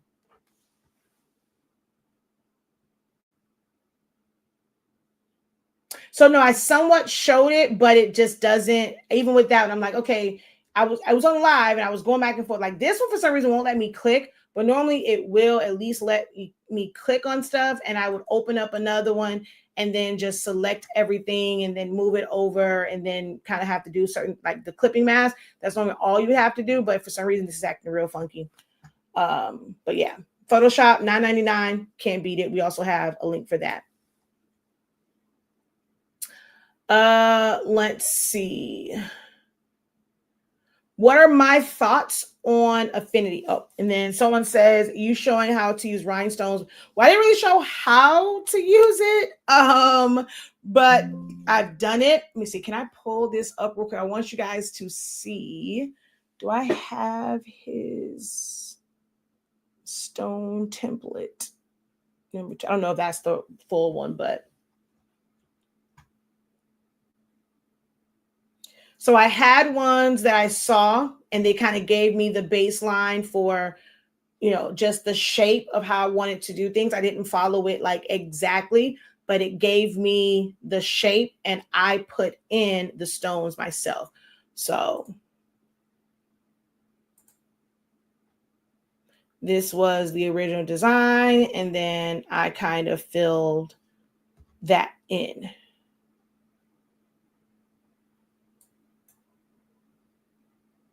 So you see how my stones don't technically line up with it completely. I just use it kind of as a baseline for how I wanted to do it. And I had to place each one of those stones there. So that was always fun. That was so fun. Not really, but anything from a baby.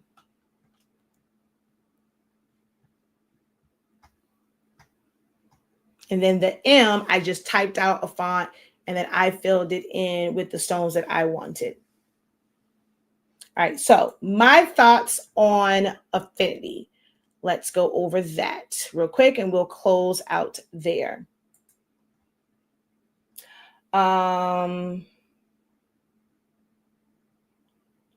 So where I get my details from is local to Miami, where some people kind of do like the Jiffy and the other ones. Mine is local to I have three places that are local to Miami. I Love It Customs, Florida Flex, and Urban Ink. Those are the three companies that I would use. I don't really order from places and have them shipped. I highly recommend that each and every one of you find a vendor that is local to you for things like that versus having them shipped. So for me, I'm going to go to Urban Ink, Florida Flex, or I Love It Customs to get my DTF and every last one of them because their process is you're submitting it via email. I'm able to send them my PDF and I don't have any issues. So now you can't order. I do believe each of them. Well, I know for sure because my sister orders from Florida Flex and has it shipped to Orlando all the time. And I know I Love It Customs does ship. I'm not sure. I'm pretty sure Urban Ink does ship as well. But these are all local to South Florida. I can't help you with all the ones that people use. It's like national brands or big brand. These are all small businesses. They've never done it dirty. Well, I'm not going to say that because some of the colors have been a little off with one of them. I'm not going to say which one it was, but I'm always satisfied when it comes to my prints from these companies. It's only been a few times where I'm like, I need you to reprint this. All right. So affinity.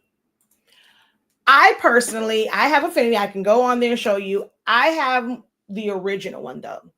I don't know if there is something like majorly different when it comes to affinity 2. I wasn't going to spend my coins on it because I personally did not need it. Okay. From what I saw, so you have Affinity Designer and Affinity Photo. Affinity Photo is basically like the equivalent to Photoshop, but I feel like they kind of, they don't really have a lot of vector stuff. Affinity Designer is supposed to be more like Illustrator, but it has a lot of Photoshop or raster-esque elements to it and the way that it moves. The way that you select things there and the interface of it, I personally don't really care for it. Like their blend modes are the same, their layer styles pretty much the same, but just selecting and moving things around, not really my favorite. Now, Affinity, you can do that same thing as far as like saving it, opening it, because we do that to send things to the Roland and to add the cut contour line. So if you're not looking to pay for Photoshop every single month, you can do it with Affinity as well. That's like a one-time deal where you would take that PDF, open it over there, and then be able to like save it. So it's great for that. And some people use it for, like I said, to put the cut contour lines. Its interface is just a little bit weird for me. I can go into Illustrator, open up that PDF, apply the thing, and then just go and save. It's a little bit more steps in Affinity. Design-wise, I just can't. Like, just for my functionalities and how I've learned to design and what I am accustomed to, it does not work for me. There are so many people, they live and breathe by Affinity. Now, I do believe some people kind of learn to accept it and work around it because it's a one-time thing. And it's like, I'm determined to learn this because I do not want to pay the cost for Photoshop or Adobe Suite. So they kind of like just learn it. I have worked with so many different programs. So based on that, Inkscape, a lot of people use it. They live by it because it's free. There's some functionalities of it that I'm just like, this is stupid, especially when it comes to certain designing for certain sizes. It's just stupid to me. the interface of Affinity doesn't work for my needs. I think I did a couple videos before the pandemic. I did a couple videos utilizing Affinity, kind of just showing, hey, in Solar Studio, you would do this, and Affinity, you have to do this. And it was way too many steps. It was very much giving me kind of like Cricut vibes and baby, this is team too many steps. So I personally don't care for Affinity and its interface based off of how I design and how I like to move in programs. But if you want to take the time to learn it, to me, I feel like it's a larger learning curve because there are more workarounds versus like just kind of clicking of buttons for certain things. So, that's up to you on whether or not you decide to invest in classes and maybe somebody who's spent years working in it, and maybe they can help break it down a little bit better for you if you're wanting to just do one time versus paying monthly for Photoshop. To me, you can never convince me that paying for Photoshop is not worth it.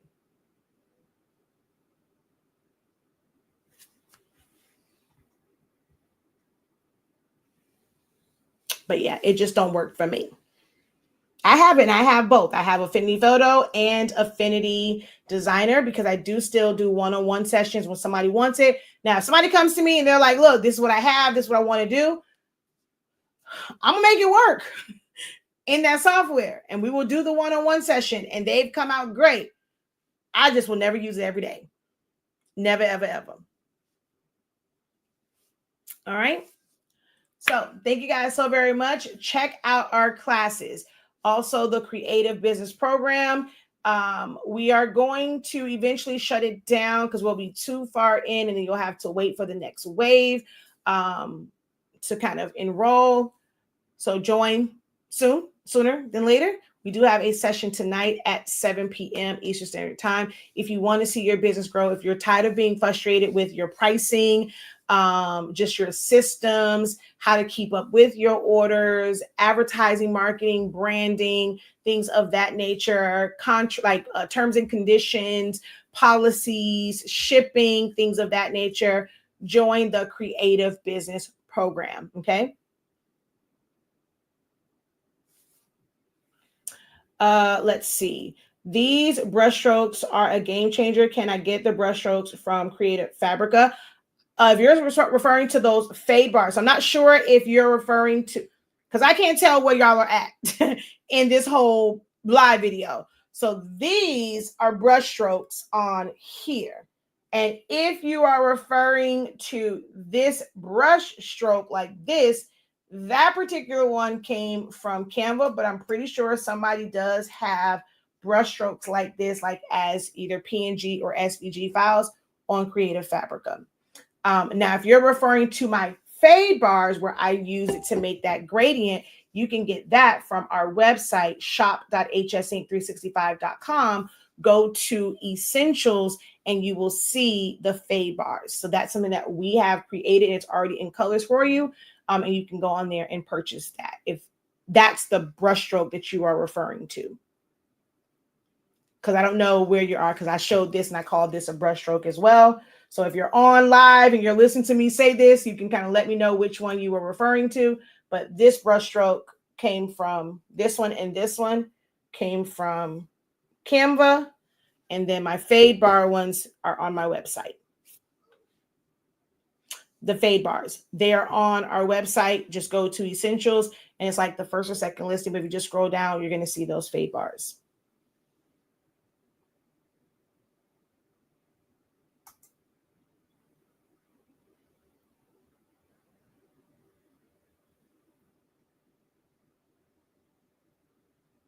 All right. Until next time, guys, have a great one. Continue to unlock your creativity. Be incredible. I will be live again because I have that panda. And there are some things that I want to break down about that for you to understand, like design wise. We may want certain things to happen, but we have to also think about other things. So after I kind of take care of the little one, I will be back to break down that panda that I'm not sure if you're just joining, you didn't see it. I'm going to kind of go, you can see it like that. Okay, there we go there. And There we go. That right here. The question was about removing the peach, but you have to be aware of some things, like you can't just remove it because of color. So I'm going to come back and break that down as well. So make sure that you guys follow us on all platforms, subscribe so that you can learn more about designs, that you don't waste unnecessary time on things that cannot be done. All right. Until next time, guys, have a great one. Peace.